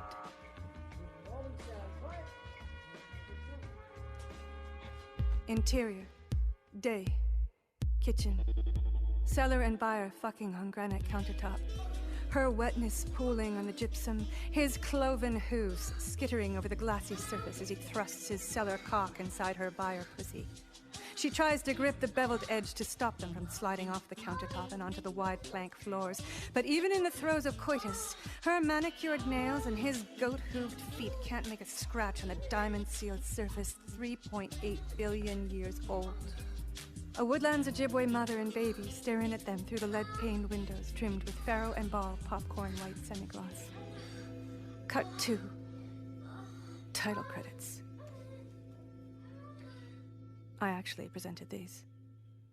I wrote hundreds of them. I made hundreds of them when I should have been making money. But you see, the balance of my mind was disturbed. July turns to August, and I am gagging in my sleep. I call Danny. The smell hits him 5 feet from the front door. I make him come inside. Fat flies are hurling themselves at the window screens. They want in. Want some animal. I thrust the paperwork for the sale at him and ask him how this could happen. I can't sell. I can't rent. I can't live here. And this is when he explains what the fine print means. This is when he teaches me the caveats, almost tenderly. The seller signed that everything had been done according to permits, to the best of her knowledge. He sets a manicured fingertip beside her initials, beside the fine print. Had I not understood that? I just laugh. A wave of smell rolls through the room. He stares into my eyes as he breathes in the funk. Then he tells me that in the killing fields, the stench is profoundly more horrific. And in that moment, I am so much more filled with contempt for him than with compassion for the dead that I pray to my gods for forgiveness. You play the real estate game, you internalize it. Now your home isn't about comfort, beauty. You are not doing this for joy anymore. You are just like any Joe looking to sell. Your house is your trap. Your house is your punishment. Thirsty. So thirsty. But I know this life is a dream. And with you as my human, I lived in a dream world, projecting each day as a repeated instance of the present. Somehow I have betrayed you, and now you have forsaken me. Forgive me for everything, my human. You were my treasure. Studio audition. Cartoon series airing in 50 countries. 26 episodes as Pi, a little dog with separation anxiety. Always thinks she's dying when her owner leaves. Great fucking part. $1,000 an episode. The executives actually applaud after my third callback. But they want to meet me. I leave the booth to shake their hands. I am self-conscious that I smell like death. They look into my eyes. Tracy Hoyt got that one. August 2006, I start borrowing money from my brother just to live on. When MasterCard and Visa get worried about me, which doesn't happen until I'm $66,000 in. Somehow until that point, they thought this heretofore theater and occasional television and film actor would be able to handle the $986 a month in interest on top of the $1,755 minimum payments between them. $65,000 was actually okay, but not $66,000, no. There they drew the line. For my own protection. My brother was another story. I will owe him eternally. And I don't mean that in a sentimental way. I mean, I will owe him money eternally. Oh, and so that you know, where my creditors drew the line is where, statistically, any higher than that and you get into suicide territory. That is, clients whose obligations rise above $65,000 are statistically more likely to suicide. And they don't recover those obligations. But as with hooking, I couldn't commit to filling my own bathtub with blood, partly because it would probably reveal some cheap third-world surface finish like my windowsills that would absorb the blood and stain the tub and make it even harder for my brother to sell the house. Late August, my brother returns from Mount Kilimanjaro. This is not a joke. He actually climbed Mount Kilimanjaro during this time. He is a successful sibling in all regards, and he is able to get someone to go into the crawlspace within hours of returning to the country, like to go underneath. His girlfriend's brother, Josh, is a construction worker with a degree in engineering, so he knows his way around a shaky structure. And he's a mensch. Josh is courageous and generous with his time and his body, and with the body of his buddy, whose name is actually Buddy. By this time, I was chewing Gravol like Tic Tacs and doing vermouth shots in the afternoon, both of which I offered to Josh and his buddy, but which they refused. Which was unfortunate because, as it turned out, as soon as they dug the first hole, the smell, which had been profound, now poured up in moist waves, and both of them lost their lunches in the neighbor's yard. The crawl space was really shallow where the animal was, so they had to dig a trench. Josh, being the thinner of the two, would wriggle in with a shovel, retrieve, and then his buddy would pull him out by the feet. And I say would as though this were a thing that happened multiple times, because it did. So that they could get it all. Because after 3 months in a sealed space, in record heat, this animal was, Josh said, jelly. And now, a slideshow. Slide number 1 is a green animal eye, glowing. Don't worry that you can't see the slide. It is imaginary, just like the trapdoor on my deck. Next, a close-up of the stripped screws with cartoon question marks floating all around them. Mystery. Next, an ultrasound of the soft spot in my brain, responsible for my never asking Danny what he had seen underneath. Next, close-up of Marilyn's reflection in the porcelain sinker tub looking down the nickel-plated drain. Next, animal eye, all pupil now. Behind the blackness, hope. Behind the hope, nothing. MasterCard. For everything but this.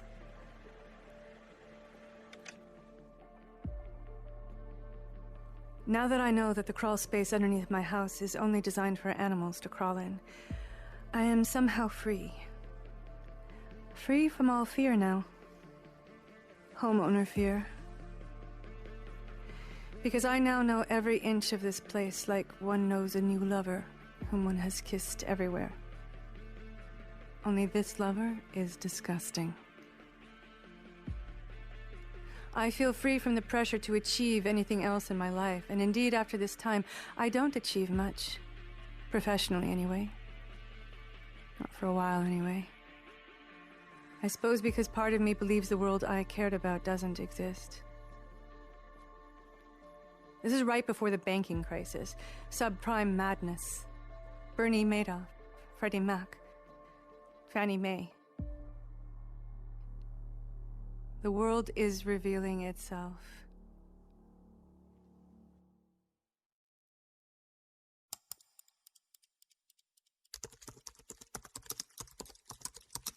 September 11th, 2006. Dear Marilyn and Jason, I was so sorry to miss the open house for your new condo alternative for sale on Euclid between Dundas and College. I find myself particularly aroused by the distressed brick wall that is real. Real brick and actually distressed, yet structurally sound. And when I say aroused, I mean aroused. It happens to me now, ever since I lost my shirt on my condo alternative, the one whose fatal defects I have continued to discover and that have made it impossible for me to sell. And though you got away with it, you and your shady realtor and Inspector Magoo, and though I look like the fuck-up, I wanted to point out to you not that I'm bitter, but that I now have this weird and seriously erotic reaction to properties like this one you are selling. And I don't know if you're doing it again, trussing it, faking it, but in my fantasy, you're not. In my fantasy, this new condo alternative / warehouse in Alley is perfectly sound. Good bones, as they say. Which is why it works as an erotic tool for me. Those distressed bricks are real. They go all the way through to the other side. See, even as I say that, I want to touch myself, like I do when I think of the original honeycomb bathroom tiles that you didn't put there. They are stunning. And to me, they are erotic because they gleam faith. As do the 6-inch mill-run planks, the stone stairs, features that were there before you and will be there when you're gone. They scream past and future. And when I study them, remember, this is 10 years ago, I want seed planted in me. These antique, boutique elements make me yearn for a husband and a child. So all this is to say that as you proceed, and I will be watching, I will be erotically engaged with you. And if that seems invasive, just think how intimately you are connected with me, my sellers. I will be thinking of you every time I come. And if that seems creepy or weird, just think instead that I'll think of you every time I get fucked, just as you thought of me when you fucked me. Happy home.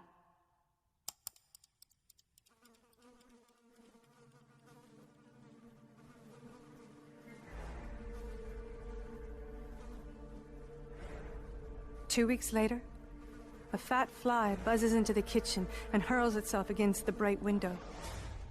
Then another one. And another. They're coming from inside now. Coming up from underneath. The corpse had been very large, but as Josh confessed, he reckoned they didn't quite get it all. So the maggots that have come to life in its wake will turn into more than 900 flies over the next few days, coming in through cracks I can't find. I count them. I have to. When I call the insurance company again to tell them that the problem is now inside the house, they ask, how many? My insurance company sends a disaster specialist because they now consider my house to be the scene of a disaster. A man who looks a bit like an astronaut shows up, and as he dons his white suit and helmet, he tells me about the murder he cleaned up a few blocks away and says that this is pretty easy by comparison. We chat. He's brave. There are cocktails. We have sex. Just kidding. We don't. The insurance company evacuates me while the inside is treated to rid it of the odor, and the underneath is ozoned to get rid of whatever pestilence may be left behind. I go to a hotel. I crawl into a bed and stay there for 3 days. Like an astronaut of inner space, I go inside. I make tiny, infinitesimal adjustments and find myself in a new dimension.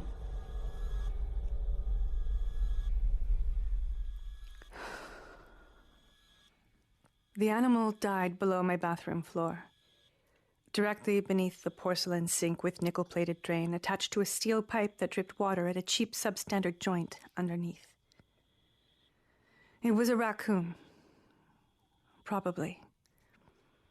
I suspect this because the animal was so large. So said the city of Toronto, who instructed me upon reclamation to place the remains in a small coffin. And when I say small coffin, I mean large Rubbermaid container. And to sit with it until they could come fetch it. Which they did swiftly, because the animal, which had been decomposing 8 inches below my bathroom floor for weeks, was now considered to be a health hazard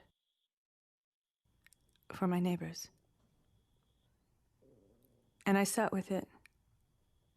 And I thought about it. Him. Her. Him. I hope he went underneath on purpose, went into my crawlspace to lay down his old body after 8 to 10 years of travels. I hope he chose that little nook where he could curl up and catch cool drops of water on his hot tongue. My dog crawled under the sofa when he died. I think he wanted darkness and cool. To be safe, not exposed, as he set out on his most incredible journey. I hoped the raccoon crawled into this place because he needed its shelter to do the great work of passing over. And it is work, for any animal, so he may have needed water. Or did he just get trapped there in November? The AAA wildlife company that did ultimately animal-proof the house showed me what a proper proofing job looks like. It doesn't let animals in, but it lets them out. So did the raccoon starve after licking clean the pudding cups? The Big Mac wrappers? The Mountain Dew cans? Starve after trying to dig and gnaw his way through the wood and cinder blocks? Starve and then freeze to death in the absence of his family, with whom he should have been curled up? Drink the drops of water that leaked from the faulty pipe as the flipper's realtor's son washed his hands? Die there, hoping, and then just thaw in May? After his lonesome soul left his fluffy body.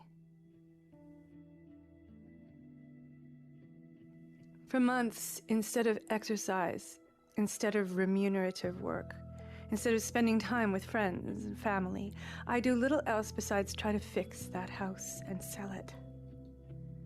With my brother's financial help, I install fans, air cleaners, and animal proofing that doesn't let animals in, but lets them out. I don't have much of a psychiatric history, but I understand that in a court of law, any course of treatment can undermine an appeal, so I won't be suing anybody. But as fall turns to winter, I am not the girl my friends and family once knew and loved, and I can see that fact reflected in their eyes. I have molecules of a dead thing inside my lungs, in my eyes and hair. Like animals, my friends, my family, are disturbed by the unnatural. So I keep away. Around that time, a friend from out of town invites me to a cocktail party at the Drake, and I find myself talking to a real estate agent who is the only one there not bothered by the fact that I'm incapable of talking about anything but my crawl space. The raccoon. She asks who my agent was. Danny, I say. Yes, she says, I know him.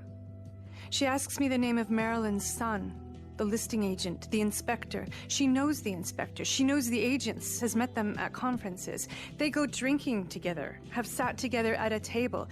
She finds it odd that neither of them ever shared that fact with me, even when I was in the presence of more than one of them at the same time. I slam back 2 martinis and head to Danny's. 2 years after I bought the lemon yellow house to which everything had been done, I offered my realtor the opportunity to buy it from me for the same price I had paid 2 years before in piping hot Roncesvalles village. I was in his kitchen. It was dark. I was shaking. I had not been invited. We were close enough to kiss. I felt the opposite of a charge. He says, I think some people just don't have the genes for this market. They attract catastrophe into their home because they expect their home to confer meaning upon their lives. They believe they deserve something better than what other people have. I say, is this what Royal LePage tells you to tell people like me? He says, Remax. No. I unfold a handwritten letter of complaint to the Toronto Real Estate Board and lay it out on his polished concrete countertop.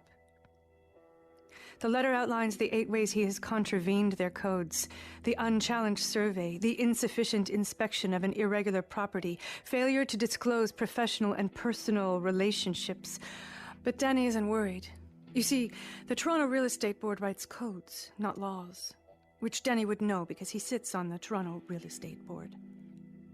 He says, the problem began when people started believing that satisfaction was their right.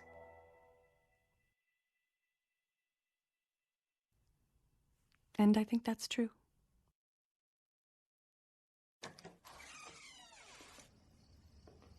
I step out on his perfect deck. I look up at a star and beg it to consume me. Then I remember Virginia Woolf said that, not me. I have lost my voice. Idiot.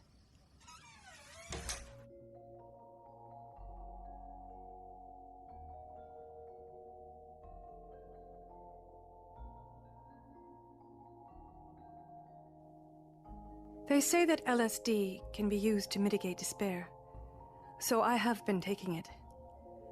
I took some in the last episode, actually, so from here on in will be the acid trip section part of the show.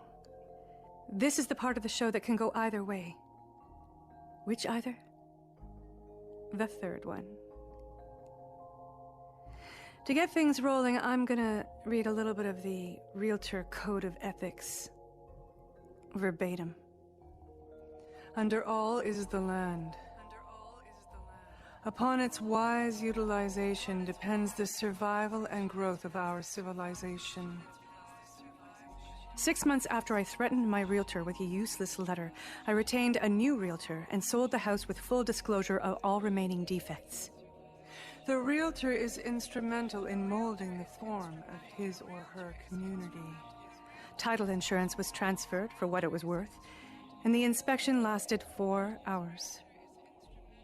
Such functions impose grave social responsibilities which realtors can meet only by considering it a civic duty to fulfill the realtor's obligations to society. The little lemon yellow house was the only house in the neighborhood to have lost value over the last 2 years. Despite having been animal-free for a year, it was now known in the hood as the Raccoon House. Such functions impose grave social responsibilities which realtors can meet only by considering it a civic duty to fulfill the realtor's obligations to society. The buyers, Emily and Riche, had money to knock down the back, lift it up off the soil, and make a basement which would add value. I looked into their eyes. They had the gene. A realtor shall not engage in conduct that is disgraceful. Under all is the land.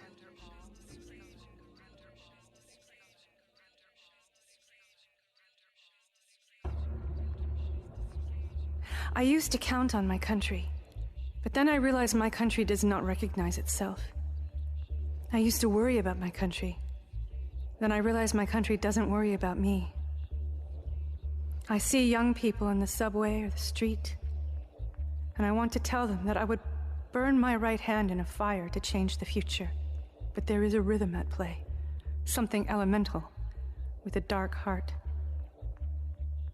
We used to live in caves. Before that, we slithered out of the sea looking for shelter.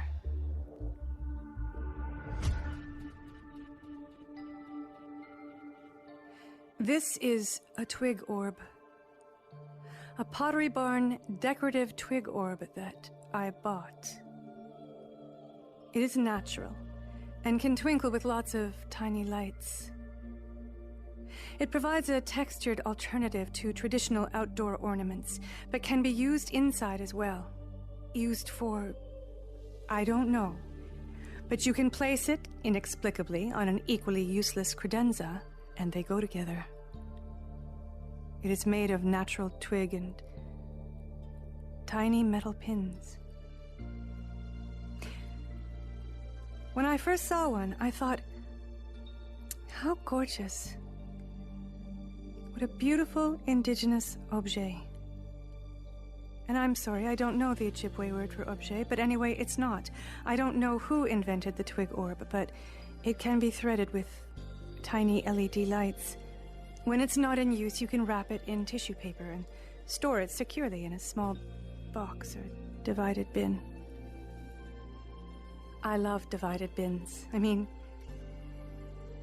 who doesn't? Sometime before the snow flies, around the time I hand the keys to Riche and Emily's realtor, the raccoon's soul leaves its dusty deathbed and ascends. Up through the substandard pipes and the porcelain sink, up through the Pottery Barn ribbed glass pendant lamp, through the oyster white painted ceiling and the Avenue Road roofing roof. His spirit soars up through the trees, past the possums, and flies around the neighborhood, looking down on the widow and her son as they coordinate slate with gypsum in a cute two-story Victorian just down the street. The raccoon looks down on Danny and his Rover as he escorts a young family through the hood to the soothing strains of Leonard Cohen.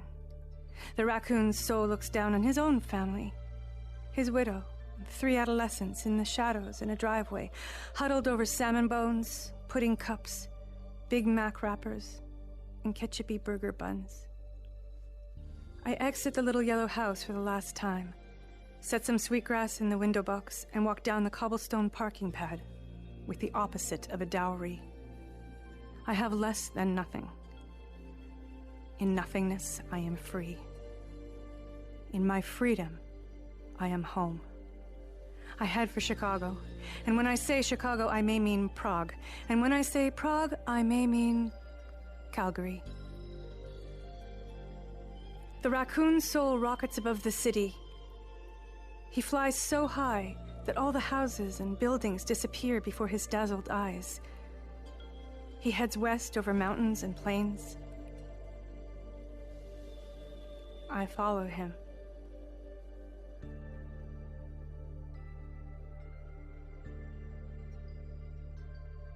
According to the CIBC, at the rate I'm paying, I'll be paying for the little yellow house for 72 more years.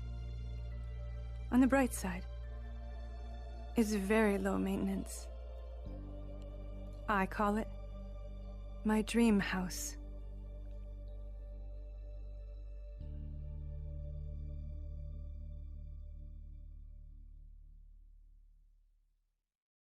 That was the conclusion of Crawlspace, written and performed by Karen Hines.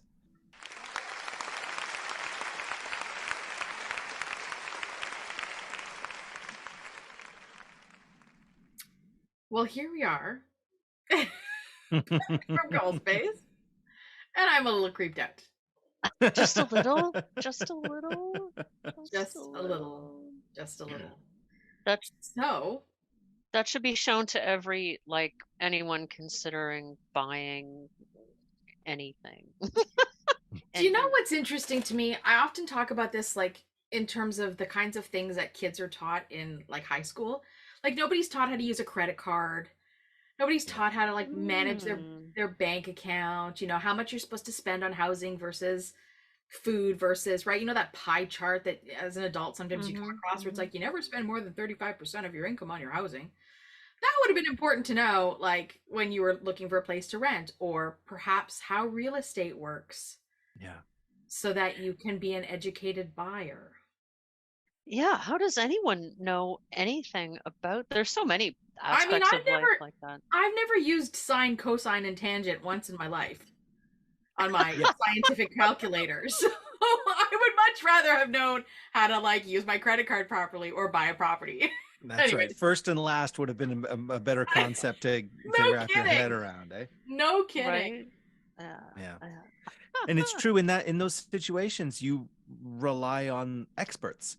That's right. Because I mean, and frankly, you're paying them an awful lot of money in lots of cases. So your real estate agent, that's an expert that you're trusting. Your lawyer in this case, the person who you're paying to do the inspection, they're doing real work, and you're expecting them to guide you. And this was clearly a case where that wasn't happening. I bought a property last year, a little bit of privilege, from my brother. So I wasn't shopping for something. It just happened that he needed out and I was able to help him. And he offered it to me way below market value. It's the only way I was able to get in. So I feel really privileged about that. But the process of getting a mortgage from the bank, ridiculously difficult.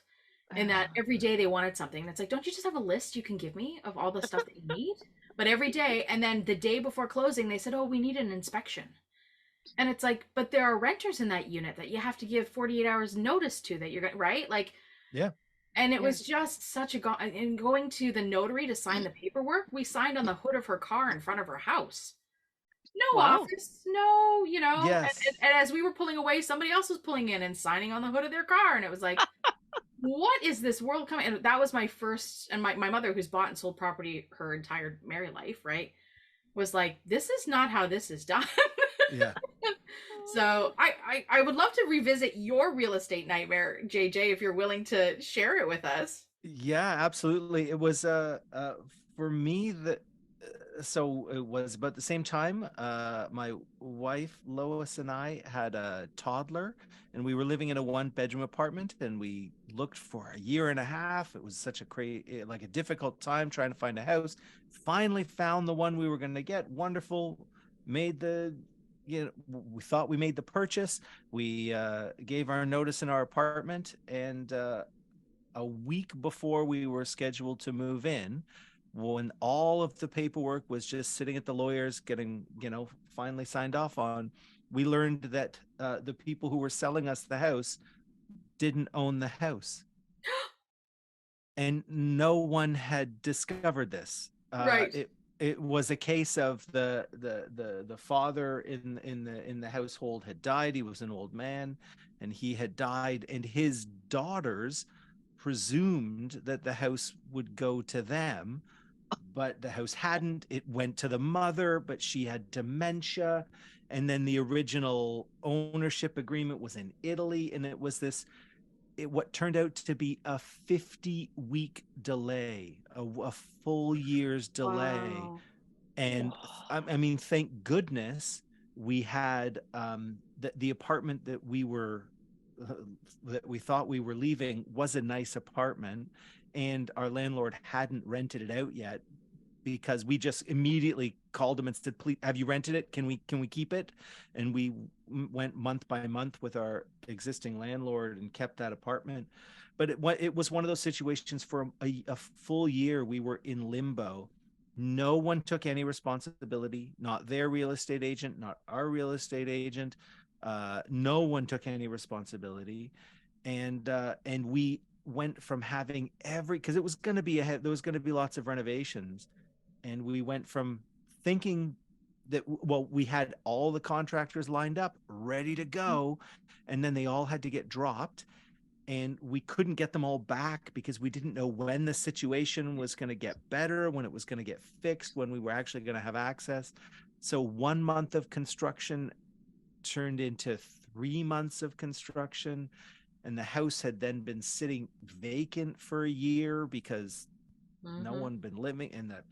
So all the plumbing dried. So it turned into a nightmare. And when it was all said and done, and we met, just like you say, in a ridiculous situation, we found neutral ground to meet with the buyers, or pardon me, the sellers, so that we could negotiate our way into the actual final sale. We met at a mall, like, you know, a New York fries table, and like it was just like this ridiculous. This doesn't seem formal. This doesn't seem right. Yeah. And they knocked $1,500, $1,500 off of the That's price. so generous. Lovely. Yeah. And for that whole year, I remember my big therapy is walking. I walk and I walk and I walk. And I had a really hard time finding a place to find calm, because everywhere I walked, there were more houses. I like walking through neighborhoods was just filled with examples of houses, things that I should be thinking about, and what maybe I could do that, but I can't do that because I don't have my house. I bet they own their house, you know, like it just, everything made me angry. It was a terrible time. How long did you live in the house for? We're still in that house. You're still in that house. We got that. We did end up getting that house. It is our place, and we're happy to still be here. And this is the thing that makes me super sad about this story, is that our story worked out in our house, despite the crazy, the really upsetting beginning, because in the Toronto market, if you just hold on long enough, it'll all come out all right. And this story of this Crawlspace story, I mean, she lost her shirt. She's in debt forever, eternally. If she had stayed in that house for 5 years, she'd be a millionaire. For me, that's a bit of extra salt in the wound, you know, is that she had to get out for reasons I totally understand. And she lost out not only on all the finances of that, the money associated with that, but she lost out on the opportunity to, as she said in the beginning, kind of climb that ladder to safety and security. Yeah. I did just want to flag. I noticed that there's a hand raised. Tammy Bowes got a hand raised. Not sure when you're looking to do that, but I did want to flag that I noticed. Just when there's a space to jump in. Yes. Oh. All right, Tammy. What do you have to share? Property owner. You're a property owner. Yes. Can you hear me okay? Yeah. Yes, I am. Bought a few properties in my lifetime. A couple things that I've experienced. One, among many things, is sometimes when you put an offer in, and I bought a place in 2009. So I was looking for a place in the end of 2008 when all the recession was happening. So it was clearly a buyer's market, and realtors would say, you know, my client is motivated, meaning that they got to get the heck out of there. So, you know, whatever your price is, you know, but I seem to have made offers on places where they still weren't that serious. You still get people in whatever market you're in that are not really that serious about selling, because I would offer a price and they would offer like $2,000 lower as a counter, you know, and I'm like, okay, I'm not playing that game. So you kind of step away and you know, but I would say that the one thing that so I've had a pretty good experiences with buying houses and condos, but I have recurring dreams that something that I buy a horrible place and I'm in there and I'm like, I've got to do something to change this, to fix this. I don't know. I buy these really old places in these really old buildings that smell really old, like 100 years or whatever. And they're just like these almost like some of those old like doctor's office buildings, you know? And I'm like, what possessed me to like leave my lovely place, which is right on a bus route, and to go to this place and like, I don't know, somewhere in Vancouver, but off the beaten track. And I wake up in the morning and I am like, so I have that wave of relief, like, oh, thank goodness that wasn't. But that's a reoccurring dream I have. It's very strange, but I don't know if anyone else has that, but I certainly do. So anyway, I'll let someone else speak, but you know, Thanks for sharing, Tammy. Certainly have had lots of interesting experience with buying and selling. So. Thank you. I hear you with that feeling, Tammy, of that dread. It is a nightmare, like a literal nightmare situation of your home being a place that doesn't feel safe, that is providing you with stress, not comfort, is very, very real, and is the demise of our protagonist in this story. I mean, which is why this raccoon crawling under the house and getting trapped, this poor animal that all it wanted was a few licks of the pudding cups, and and a little bit of comfort. That's all the raccoon was looking for, and they got in and they couldn't get back out again, and it just turned them to jelly. I mean, what a giant metaphor. It's such a metaphor. Yeah, they got in and they couldn't get back out. Couldn't get out. Yeah. Okay, wow. All right, we've got Lori and then we've got Louise. Audio now unmuted. Okay, I'm one of these people that watches a lot of fixer-up home things on TV, and hearing this lady's story makes me cringe because I've never bought a home or anything, but just you got to be careful. And I see the fixer-up things where they find things under cracks in the foundation and the walls and everything, and the money you have to keep on putting in to fix these things. It's like, it's not cheap, even nowadays. I met a contractor a couple weeks ago driving for Uber, and he says in Orinda, California, to fix up a home from the studs up, it's over $700,000. Yeah. And it's like, no, thank you. So I feel bad for this person, that she went through this, and to have an animal trapped under the house and everything. I was cringing over here. Well, I was picturing Christine as we were listening to all that, thinking, oh, poor Chris, this is not going to sit well with her. Yeah. Nope. Thank you for that. You're right. It didn't. It isn't. It isn't. And to hear that the animal turned into jelly, it's like, oh no, thank you. Well, and you think you're safer if you get on one of those TV shows like the Homes on Homes or whatever. I really love that she shared that email with us, but because here in Vancouver we have that Love It or List It Vancouver show. Yes, yeah. And I would watch that show and I think, oh yeah, because essentially they renovate the home that you're in, and then a real estate agent takes you to other homes, and at the end you have to choose where you're going to buy one of the other homes that they show you or stay in your home that's been renovated.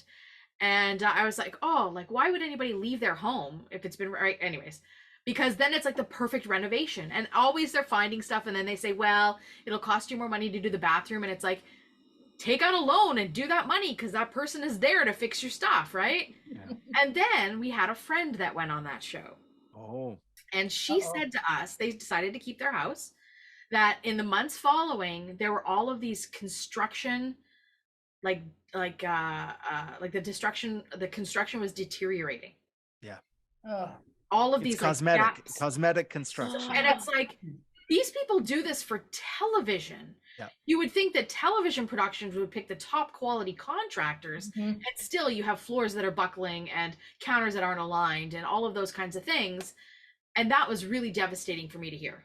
I think I'll stick. I think I'll stick to my apartment. Thank you. Yeah. Yeah.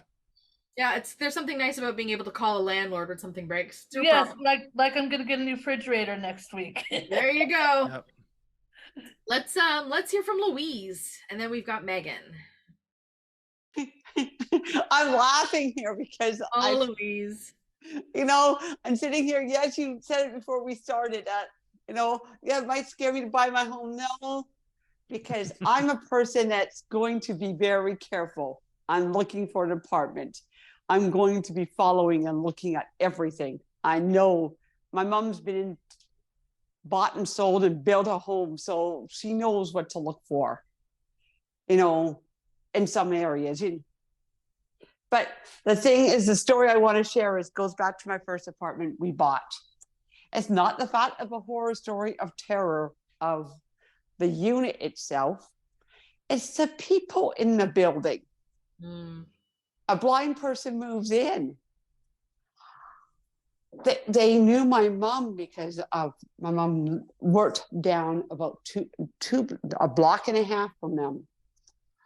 I was buying close to my family at the time. It's an apartment. It was at the time about a 15-year-old building. You know, this is back in the mid 80s. And, you know, the people got paranoid as a blind person was going to burn down the building and crazy things. So then I got my first guide dog in 1988. This is 3 years in. For 3 years in. By 2 years later, I had less than a year and a half later, my place went on the market, or not a little bit over that, because they just treated me like, because at that time there was no dogs allowed, but of course a guide dog is, and of course they made me go into this back corner to relieve my dog. They wanted me at pitch dark at night in the middle of winter to be at a back fence in a back field to relieve my dog. It was the final straw that broke the camel's back. But talking about Tammy saying her nightmares, well, I've had nightmares off and on over the years that I had to go back and buy this unit and live in it. Yeah, so Yep, that might scare me to the bone. Yeah, but it's the fact that, no matter where we buy, what we do, it's so careful. And I'm sorry, anybody who has problems when they buy, because you never know what you're going to get into. So, but I just thought I'd share that. I mean, I still every so often will wake up and go, I've had that nightmare. I'm living in that old apartment again. And it was on the market about a year and a half ago. Yeah. So maybe I'll be back there before this. No, stay away. Yeah. But no, I'm just saying is, you can have nightmares of other problems, but nightmares of being treated equally in a building too is very difficult. So I just wanted to share that part of it. Thank you, Louise. Well, we still wish you all the best in finding your new home. And when you do, we want to hear all about it. Okay. All right. We got Megan. Megan's got a hand. That was amazing. Oh my gosh, the raccoon and all that stuff. we have to sometimes do that too sometimes at our house. And oh my goodness. And mice, of course. Yeah. I love that story. And there are new apartments we built, and who knows what could happen to them. Especially Pathways, our activity center is doing it started their own apartment building where you can start. It actually start. You never know what could happen to the apartments. Like it could be asbestos, it could be spiders, it could be, all kinds of things. But yeah, it's when I was little, I was afraid to move. But hey, now when I got older, I thought, you know what? I sleep in now, and whenever I feel like move, I sleep in there without even a worry. 39 years old, I'm way over that now. I'm awesome. Well, that's nice, Megan. You've come to a place where you can overcome those things. Thank you for sharing. Yes, you're welcome. Now, Lori has a hand up. Is this the same hand or a new hand? I guess I have to ask the question. I'm guessing it's the old hand, but... Okay, it's the old hand. There we go. Hand's been gone. Chris, do you have any, strange real estate nightmare kind of stories? I have too many. I honestly felt a little at the beginning when she goes, everyone has a terrible story. And she listed all of the things that can be terrible about your neighborhood or your living situation. And I was mentally checking off things as she was reading through them. And when she was done the list, I thought, and how does this make me want to engage with your art piece? That you've just evoked all of my residential nightmares. I guess it's a good warning for knowing what you're in for. And in fact, the only time I ever considered entering the real estate market was I had lived in the same place for 10 years, and we got one of those happy renoviction notices, get the heck out in 2 months. And I was shocked how upsetting it was. And I'd never really given it any thought, but all of a sudden I realized, oh, my entire life and every possession that I have, it can be subject to somebody else's choice. And Yeah. I'm still a renter and I'm happy with that.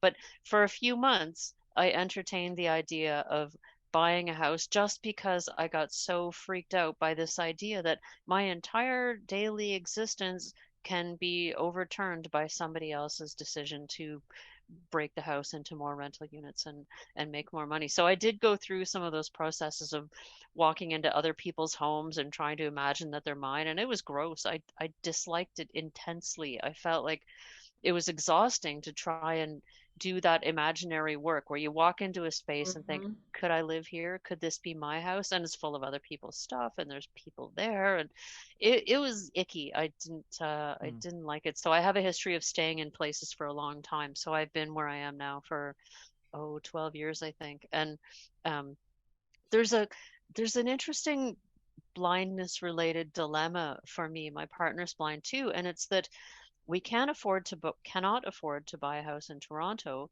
but where we can afford to buy a house, we couldn't really imagine ourselves living because we're never going to own a car, we're never going to rent a car, we're not going to drive. So we feel constrained to live in the city because of the lifestyle that we want, and therefore we can probably never own a house, and that's okay. Many people are in the same boat as us, but it's a truth of living in one of the biggest cities in the country, is that if you want a particular kind of lifestyle, you're just stuck in the city as a blind person, because you need the public transit, you need the amenities just down the street. I want to be able to walk and pick up some, milk or whatever. And if you live in the suburbs or a rural area, that kind of independence is a lot harder. So our independence is determined by living in a big city, which pretty much means we'll never own a house. And I'm actually perfectly good with that, especially after tonight's audio play. I have You needed anything to reinforce that concept. Yeah, job well. Yeah, we aim to please. We aim to please. Mission accomplished. Mission accomplished. So I got a bunch of hands here. So we got Tammy, we got Tilo, and we got Kathy. So Tammy, you're back on. Oh yeah, I just want to say that I do really feel for people today that, I don't know, it's so hard to buy today. When I think about young people, like, in their 20s, and they're trying to get established, and it really just makes me very sort of sad to think that, they may never own a home ever. And maybe some of them don't want to, but I think a lot of people do. And there's a documentary that was made here in Vancouver called No Fixed Address. And it was playing at a community type theater here, quite a few years ago. But it's a really good documentary, and it talks about the whole housing situation here in the Vancouver region, and just how dire it really is in terms of people being able to buy anything, and the sacrifices that people have to make, or the choices they have to, the hard choices, I guess I should say, as opposed to that sacrifice, but the harder choices they have to make if they really want to own a home. They're going to have to, give up a lot of things. So it's an interesting documentary. If you ever come across it, it is very interesting. I would highly recommend it. Thanks, Tammy. Yeah, it is such a tricky situation when all of housing gets mixed up in it's a commodity. And so your house is not only the place where you live, but it's also your best investment. And that's okay if that's the game for some people, but when it's the only way in, and when that's the only option, it's awful. It's awful. It just is a system that fails to work for most people. Yeah, absolutely right about that. Let's do Tilo's hand and then Kathy.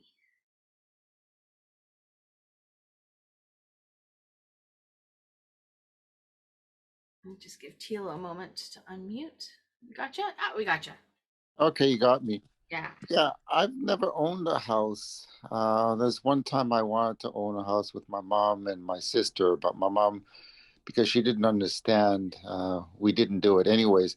My story is one of the houses we were living in, the landlord sold it, and the new landlord came, and he asked what the rent was, before. So we told him, and then he raised it $5, and I was shocked. Like, why do you raise it only $5? He says, because you're paying for my lawyer. So I was a little shocked of that, of someone saying that. But, if you can find your way of getting your money, back, or try and do something like that, then you got no choice as a consumer, to do that. But we got to live there until he decided that he wanted to sell the house, and then the other owner just wanted to knock the house down and build a new house, so we had to move. Well, renters today should know. So that's all I want to say. Yeah, you should all know that your landlord cannot raise, this is in British Columbia, I don't know about anywhere else. Your landlord cannot raise your rent more than 2% a year. Just so you know. Well, this was back in the 80s or 90s. No, I know. Yeah, I recognize that, Tila. But Yeah. if your landlord tries to raise your rent today and it's more than 2% by law, they're not allowed to do that. Oh, okay, I see. Yep. So fight for all Yeah. right. Well, I'm sure $5 is not more than 2%, but still. No, probably not. No, not these days. But someone coming out flat out just saying that, I was just shocked. Can you do that? Yeah, he can. Yeah. Kathy, my friend, you are up. Audio now unmuted. Okay. Well, I'm very fortunate. I own my place. I bought it 35 years ago, I guess, when I was still working full time. But before that, I lived in 3 different basement suites, and I was not kicked out, but I had to leave all 3 because of different reasons. They wanted the suite for one reason or another. One was that they were tearing the house down. Another was that they wanted it for their daughter because the mother and daughter weren't getting along. So I had to leave in that case. And the first one I was in, the daughter wanted the suite. So when I did buy my place in '89, it was a really good price. And I'm very, very fortunate because now I couldn't do it. There's just no way. So just wanted to share that. Yeah. Thank you, Kathy. Yeah. And now Thank you. Yeah, you can have real estate nightmares whether you are an owner or a renter. I think they all count. Yeah, absolutely. I mean, there are upsides and downsides Yeah. to living in both situations. Yeah. Like Chris said, when you're a renter, there's someone else who has control over your situation, and that's hard to live with. And then if you're a homeowner, anything that happens ultimately is your responsibility, which is a nightmare of its own. So, Yeah, you need new plumbing, you need new roof, that's 20 grand. yeah. Oh, anything. Windows, anything. Yep. New plumbing. Yeah. If you open a wall and you find something like knob and tube and you're like, oh, that's great. Now that I found it, I'm legally obligated to replace it. That's it. Yeah. Yeah, anything and everything. And boy, the houses are expensive. I had a friend who had a cat sitter come over and threw the cat litter in the toilet thinking it was flushable, and it wasn't flushable cat litter. And it ended up being a $25,000 mistake because they had to it just like seized up, basically turned the pipes into concrete, and they had to snake. I mean, it was a nightmare situation. Yeah. Just because but you own it. It's your house. What are you gonna do? Not have plumbing? There was this one time where I was looking for a rental, and the place that I was looking at just happened to be managed by an agent, a real estate agent. And this guy literally, and I'm not making this up, he did not stop talking the entire time we were walking through the house. And eventually it got to the point where one of us actually said, could you stop talking for a bit, because it's making it hard to think and hard to process and take anything in. And I really wondered if that was a tactic that worked for him. Like, and I wonder about the switch. I don't know if The he more just he talks, the less you hear the train going by in the background. Yeah, it was, exactly. you know, it's funny you say that because the house was on a very busy street and that was a drawback. I don't know what his strategy was, but I just remember thinking, first, I've never met someone who talks as much as you, and second, is this successful? Is this what Yeah. agents do? Like, how does a successful, and I guess there's a distinction between good and successful, but what are Yeah. the tricks of a successful real estate agent? What do they, how do they pitch themselves or the property? Or are they just super charismatic and make gullible people like me think that something is right because they're just so charismatic? What's the tricks of the trade? I bet you there's a little bit of all of that mixed into the most successful recipe. Yeah, absolutely. Yeah. They all say we want you to make the perfect match, but we all know they just want money. Like, like, Yeah. Well, that's really?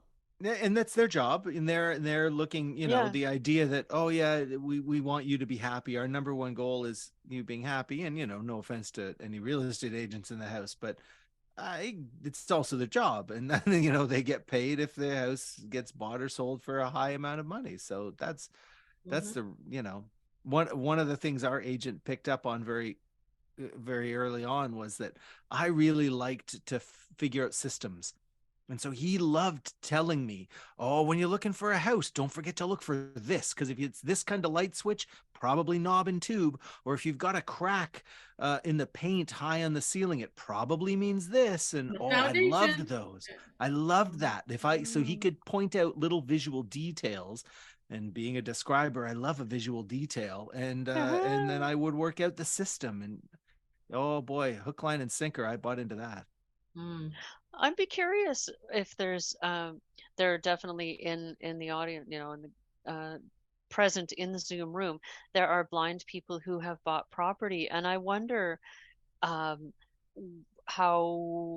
that worked in terms of just a casual visual inspection, not the the inspection process. I'm making air quotes, but just that kind of thing, like spotting cracks up in there's things that you would need to understand more. And I'm all about independence and self-sufficiency, but I wonder how a blind purchaser of real estate I guess it's the same bigger scale of how I buy clothes, right? I find someone I trust and go shopping with them. But I even feel reading the contracts.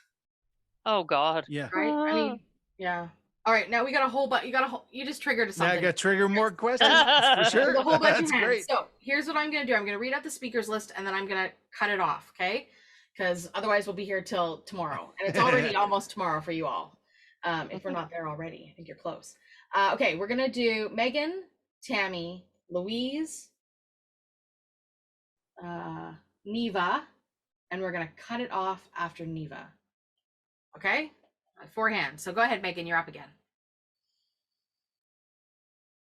Yes. When the actress or the reader was talking about praying to my gods, what religion was she referring to? Yeah, that's a good question. I don't think she was referring to any religion. I think it was an expression of desperation. I'll pray to anything. Yeah. Oh, okay. I thought it was like a Hindu or no, I don't think that was any. I think that was an absolute cry of desperation. Whatever gods exist, I'll pray to you. Anyone that wants to listen, I'll anyone who's listening, any and all of them. I'll worship you. Yeah. Okay, thank you. My worship is up for bids. Yeah, just solve my problem. Thanks, Megan. Okay, Tammy, you're up. Hi, I was just going to answer your question about having some, how do we kind of navigate things? Well, I bought 3 places in my lifetime, and a few things I did when we were looking at places, especially, well, first of all, I was very fortunate to have really good realtors. They were referred to me by people, so I think they were trusted. And that was a good thing. I was very fortunate. When we looked at places, if there was one that we really wanted to look at again, I would I'd show pictures to my work colleagues or people, or I get them to look, just not that they could see cracks or anything, but it was good for them just to have a opinion. And then I would always bring someone with me to look at the place the second. If I really was interested in a place, I would bring someone. So when we did a big house hunting trip in we moved in 2001 here to Vancouver, we looked at about 5 or 6 places in a matter of like a day or two. We actually had people with us all the time, giving us, opinions and thoughts, and they were trusted people. Yeah. And my last experience buying my current condo that I've been in since 2009, the realtor that I had was somebody that I swam with in my master's club. So, and he was pretty close to retirement. Like he wasn't like, he was very experienced. And he was just very excellent. I just had a really good trust in him. And again, when I was interested in a place, like really interested, I did have a friend come with me who was pretty detail oriented. And the other thing is that when I did the inspections, at least for my last condo, the realtor arranged for an inspector to come in. We also spoke with the condo president about the building and about just some of the things that were being done or that needed to be done. And I think the president showed us like the boiler room and the different rooms in the condo. So we actually made a connection with like somebody in the condo building, and that was very helpful as well. And it was my realtor who thought of it. Like he was just very he was an excellent realtor. I don't know if he's in business anymore, because he doesn't swim with me anymore, but he was just excellent. So those are just the things that I did that I found to be quite helpful. I really did rely on sighted people. Sure. And I had no problem with that, because it's like, I know what I want. And I think my last condo, like I knew exactly what I wanted, what I didn't want. But still, you need someone, I think, to come in and help and just give you a second opinion, to maybe ask some of the questions to you that you might not have thought of, And I don't, so Tammy, I don't it was think that's really a blind. good. I don't think that's a blind specific thing either. Well, it's not, but I mean, So- in this instance, it was because, I wanted them to point things out that maybe I didn't see, or because then they could ask a question like, oh, well, what's that crack in the floor, for, and it turned out to be, well, it's something that I could get, I could get new flooring, and I did, but I lowered the price of my price, because I said, you wrecked the floor and I have to replace it. Yeah. So as a result, I'm lowering my price. And because it was 2008, I could get away with it. It was a buyer's market. So I did a lot of negotiating, but it was because I had sighted people and my realtor point sort of different things out that we could then use as negotiating leverage. So those are my experiences, but it could differ for others, and I'd be interested to hear what others experience. Yeah. I just want to throw in one more thing that I wonder. There are people who you can pay to shop for a car for you and to do the bargaining. And the reason that people want this is because some groups, like women or trans people, I've heard, have more trouble bargaining for a car. And I don't really know how this plays out, but there's lots of reasons why it's easier for men to bargain with men. And I wonder whether someone bargaining with a blind person is going to do it differently. I had good experiences bargaining with all my realtors. And I was more of a risk taker than those that were involved with me. Like in 2 instances, I was in a relationship. And I was more the risk taker. I was prepared to like counter offer at a lower price. Right. And if they didn't accept it, they didn't accept it, I was actually more risky than the realtor that we had, the initial realtor we had. But in my third experience, I was alone buying this place. But because I knew the realtor so well from swimming, like I'd known him for years, and I could be very honest with him, and he could be very honest with me, and he wasn't pushy at all. He just told me the facts. Like I just had a really good, I think because I knew him so well, I felt that I could say, Jim, this is what I want. This is what I don't want. I do not want XYZ. These are deal breakers, you know, and these are not deal breakers, but I was really prepared to tell him that. And I just was very fortunate, I think. Yeah. So I felt comfortable bargaining with him. And it was really not bargaining. It was more discussing to me. Like I never felt that I was like, oh, you know, trying to convince him. Right. He would agree with me, and then he would say, okay, yeah, no, I'll talk to them about that, or we'll, you know, I just had a really good experience. So I don't know, but I guess I've heard that before too, what you've said. So but yeah. Anyway. Thank you. Tammy. You're welcome. Okay, Louise, and then Neva is our last speaker. Oh, Tammy said a lot of it, but yes, the one thing is usually like the first time my mom went out and looked at a couple places and had two to take me to look at that she knew that was already assessed, you know, and she had an agent at the time that was really good. It was not one we used again, but she took me to the first one and I fell in love with it. And I said, what's wrong with this unit? Why shouldn't I buy it? And so we started looking and we couldn't find anything at the time, you know. Then we found an agent. In the process, she was around doing open houses looking for an agent because she knew she was wanting to help me move. She found an agent who helped sell that place and buy my next one. And my mom always said to the agents who helped her find places, I'm looking for the weird things that could be wrong. Ceiling cracks, water leaks, water lines. My mom knew because she built a house from the ground up. So they designed and built it right from the ground. So my mom knew what to look for. She knew things she wanted to check.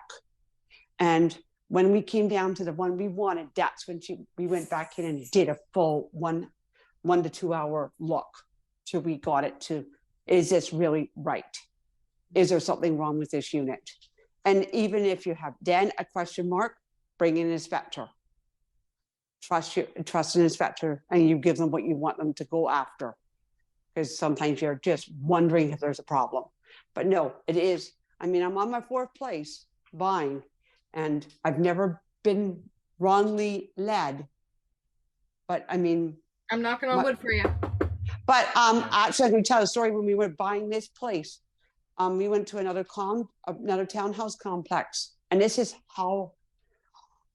So the kitchen was gorgeous in it. We were in the show unit. My mom says, okay, I want to see what unit they're buying. No, we don't do that. Mom says, well, if you won't show me the unit they're buying, we're walking away right now. So they walked us through the unit. And the quality of it was different. Yeah. And I will say this to anybody who's buying, do not trust the home unit, the show unit. Do not. Because of course they're going to put everything into that unit to standards, 101%. Make sure if you're buying brand new, never trust a show unit. I actually have the show unit in this complex for the 2 levels, but that was just years later, but that's just happened to be the way it happened. But I'm just saying is be careful. Never, ever buy by just seeing the show home. Wait to see the unit you're going to buy. Yeah. And you know what, Louise, you mentioned the inspection and how important they are. I've been amazed. And when the market gets really hot in Toronto, one of the things that buyers do is they waive the home inspection. Yeah. Oh, Yeah. Oh, I'm always stunned by that. Yeah. Yep. And I think it's funny, like Chris, you said, when you go clothes shopping, you bring someone with and you kind of hem and haw. Yeah. I will take longer buying a used blazer at Value Village than some people spend in a house before they put in an offer. Like, it's true. People just walk through a house. It's like, oh yeah, okay, great. And it's like you're in there for 15, 20 minutes. And then you're signing some document on the roof of his car. Like it's amazing how fast these things turn over. Absolutely. Well, I will recommend if you go in and see 2 or 3 places, and this is my recommendation, you come down to 1, always take someone back with you the second time you trust. and go through it very thoroughly and make sure it's a unit you want. Good advice, Louise. You know, it's advice I've took every time, except the first time.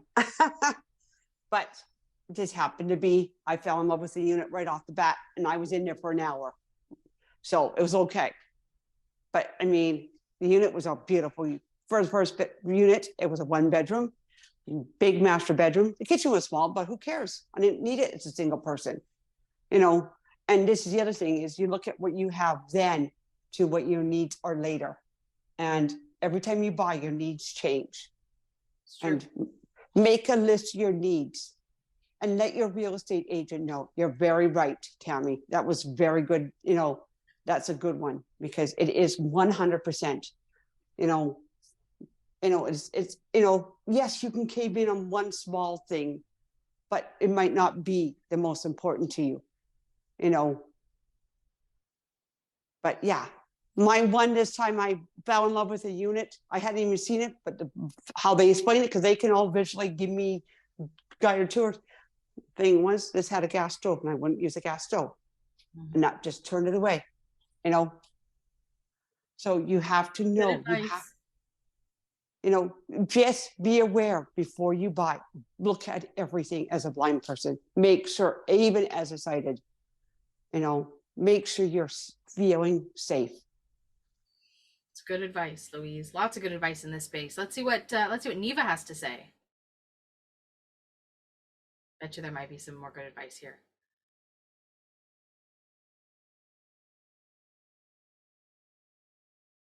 Having trouble unmuting, perhaps?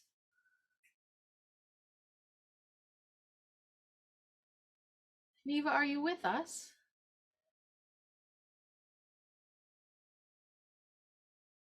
I'm not seeing any movement on that hand. So why don't we just talk amongst ourselves for a moment, and if Neva unmutes, then we can hear what they want to share. One thing that's been going on in my neighborhood for about 2 years now, that feels like 10, is someone bought a house about 3 houses down from us. And so in my neighborhood, that's a lot of dough that they spent. And then they gutted the whole thing and rebuilt the whole thing. And first of all, it irritated a lot because it's just loud. Construction is very annoying. And then it made me wonder, wow, are you drug dealers? Like, how do you have so much money to buy a really expensive house and then just gut it and, do whatever whiz bang thing you do? People say it looks great, and I think, oh, that's nice. Doesn't do me any good except to be loud and annoying. But renovation is just, there's always renovation going on. It seems like everywhere. That's what we say that in Vancouver. We have 2 seasons: winter and renovation. Yes. Yes, yeah. Winter and construction. Rain and construction. Yeah. So we got This is Neva. I finally got unmuted. We're happy. Yeah, we're happy you did. What do you want to share? So my husband and I bought a house in late 2019, early 2020. In fact, our housewarming was February 29th, Leap Day, right before the world came to a screeching halt. Yeah. And we lived in our previous house 37 years. So not only were we the buyers of a new house, but then we were the sellers of a house for the first time. And my husband is sighted. I'm blind. When we came to look at this new house, we didn't look at a bunch of houses. We wanted this house because it was in our daughter's neighborhood. And when she described it to me from the MLS listing, I fell in love with it, just like the other lady was saying. And my husband, my daughter, my son-in-law, lots of people came with us to see the house because my husband is not very observant. We dated for 6 months before he knew I could not see well. And sorry, that's awesome though. I don't trust, well, he doesn't trust himself either to observe things, right? So I'm walking around, trailing the walls. The house was empty. Luckily, I would hate looking at a house with somebody else's furniture in it. I would despise that. And so I'm trailing the walls, looking around, how tall is this ceiling? And, what color are these walls? And that kind of thing. And the funny thing is that the house was pretty move-in ready, except that they had painted all of the rooms different colors. The entryway was seafoam green, the kitchen was yellow, a bedroom was blue, a bedroom was pink, a bedroom was green. It was like, oh my God, no. And luckily my husband agreed, because that meant we got to get the whole thing painted before we ever moved in.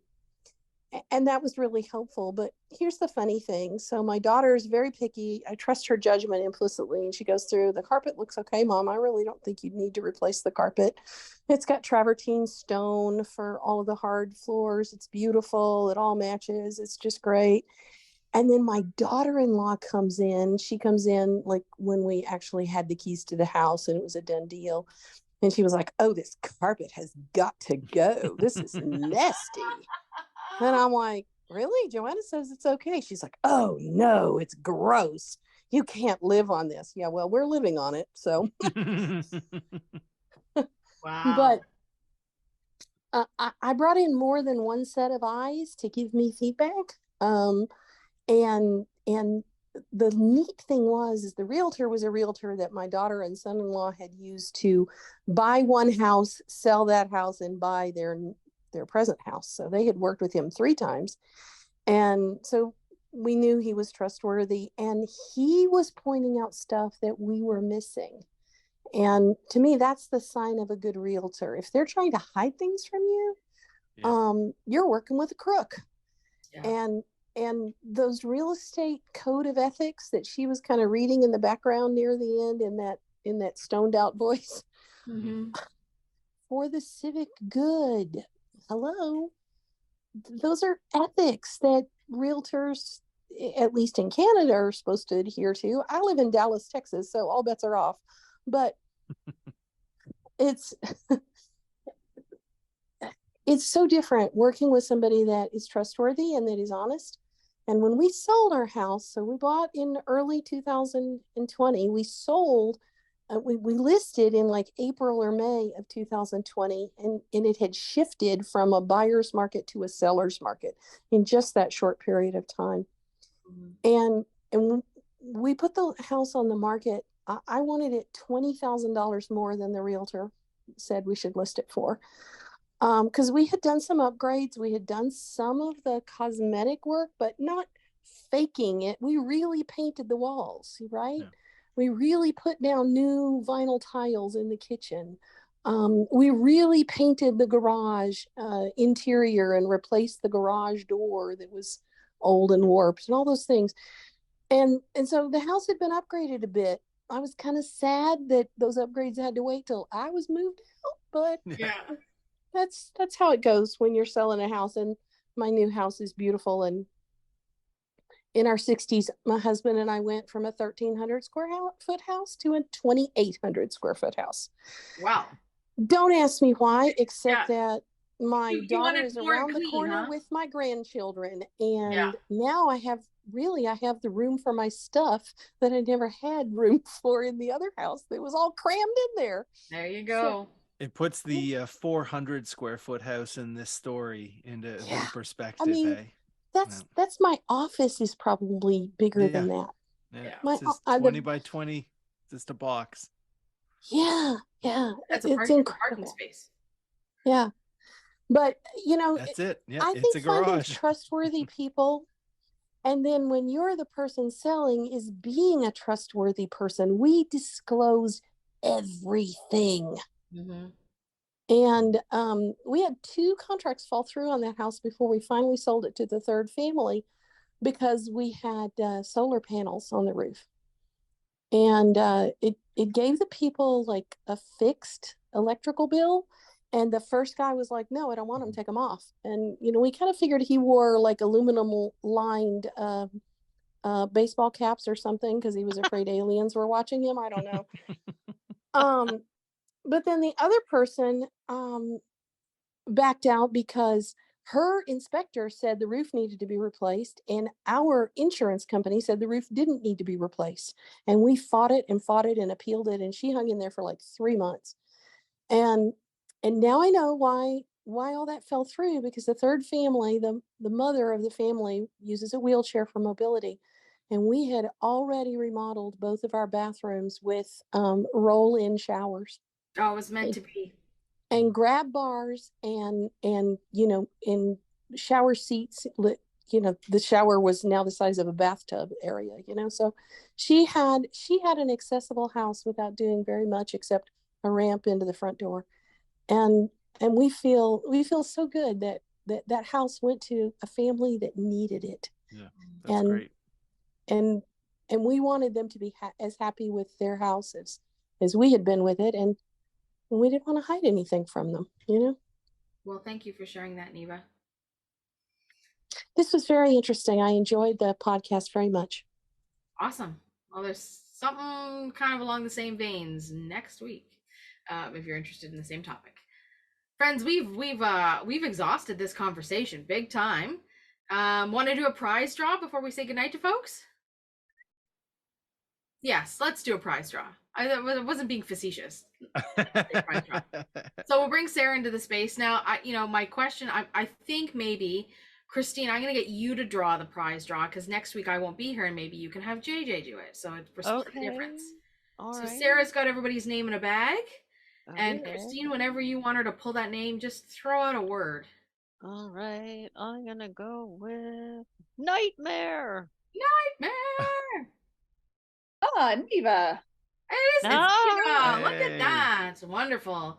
Neva, I'm gonna send you a So I am going to politely decline. This is only my second time to ever come to VocalEye. And the first time I came, I won. So it's not fair. Pick somebody else. Okay. Well, we gotta bring Sarah back in. Gotta pull another name, Sarah. Yay. Very generous. All right. I will go with collapse. Oh. Got Tammy. Tammy. All right, Tammy. Oh my goodness. It's one of these luxurious, luscious lip balms that our Indigenous friend has made, and so I'm gonna send you one of those in the mail. I think you'll really like it. Oh, thank you. Yeah. Yes, thank you so much. I wish I could tell you it was a deed to an apartment, but it is not. So... a new condo. That would be great. That's next time. Condo. That's next time. Stick around for next week. And you get a condo. And you get a condo. Has anybody heard? Hold on. Has anybody heard of those tiny homes? Oh yeah. Oh yeah. I was looking at some of the websites for them for whatever reason. You just need to have a piece of land, though. Good night, Megan. Yeah, I guess you do. Yeah. Let's maybe, friends, make sure we just say goodbye to Christine and JJ for goodbye. Thank you so much for being here. Thank you. Ciao, Thank you. Thank you. Thank you. See you all again next week. Yay. Thanks, everybody. Yeah, we'll see you guys next week. VocalEye, vocaleye.ca. Special thanks to our funders, the Canada Council for the Arts, the British Columbia Arts Council, the Province of British Columbia, and the City of Vancouver.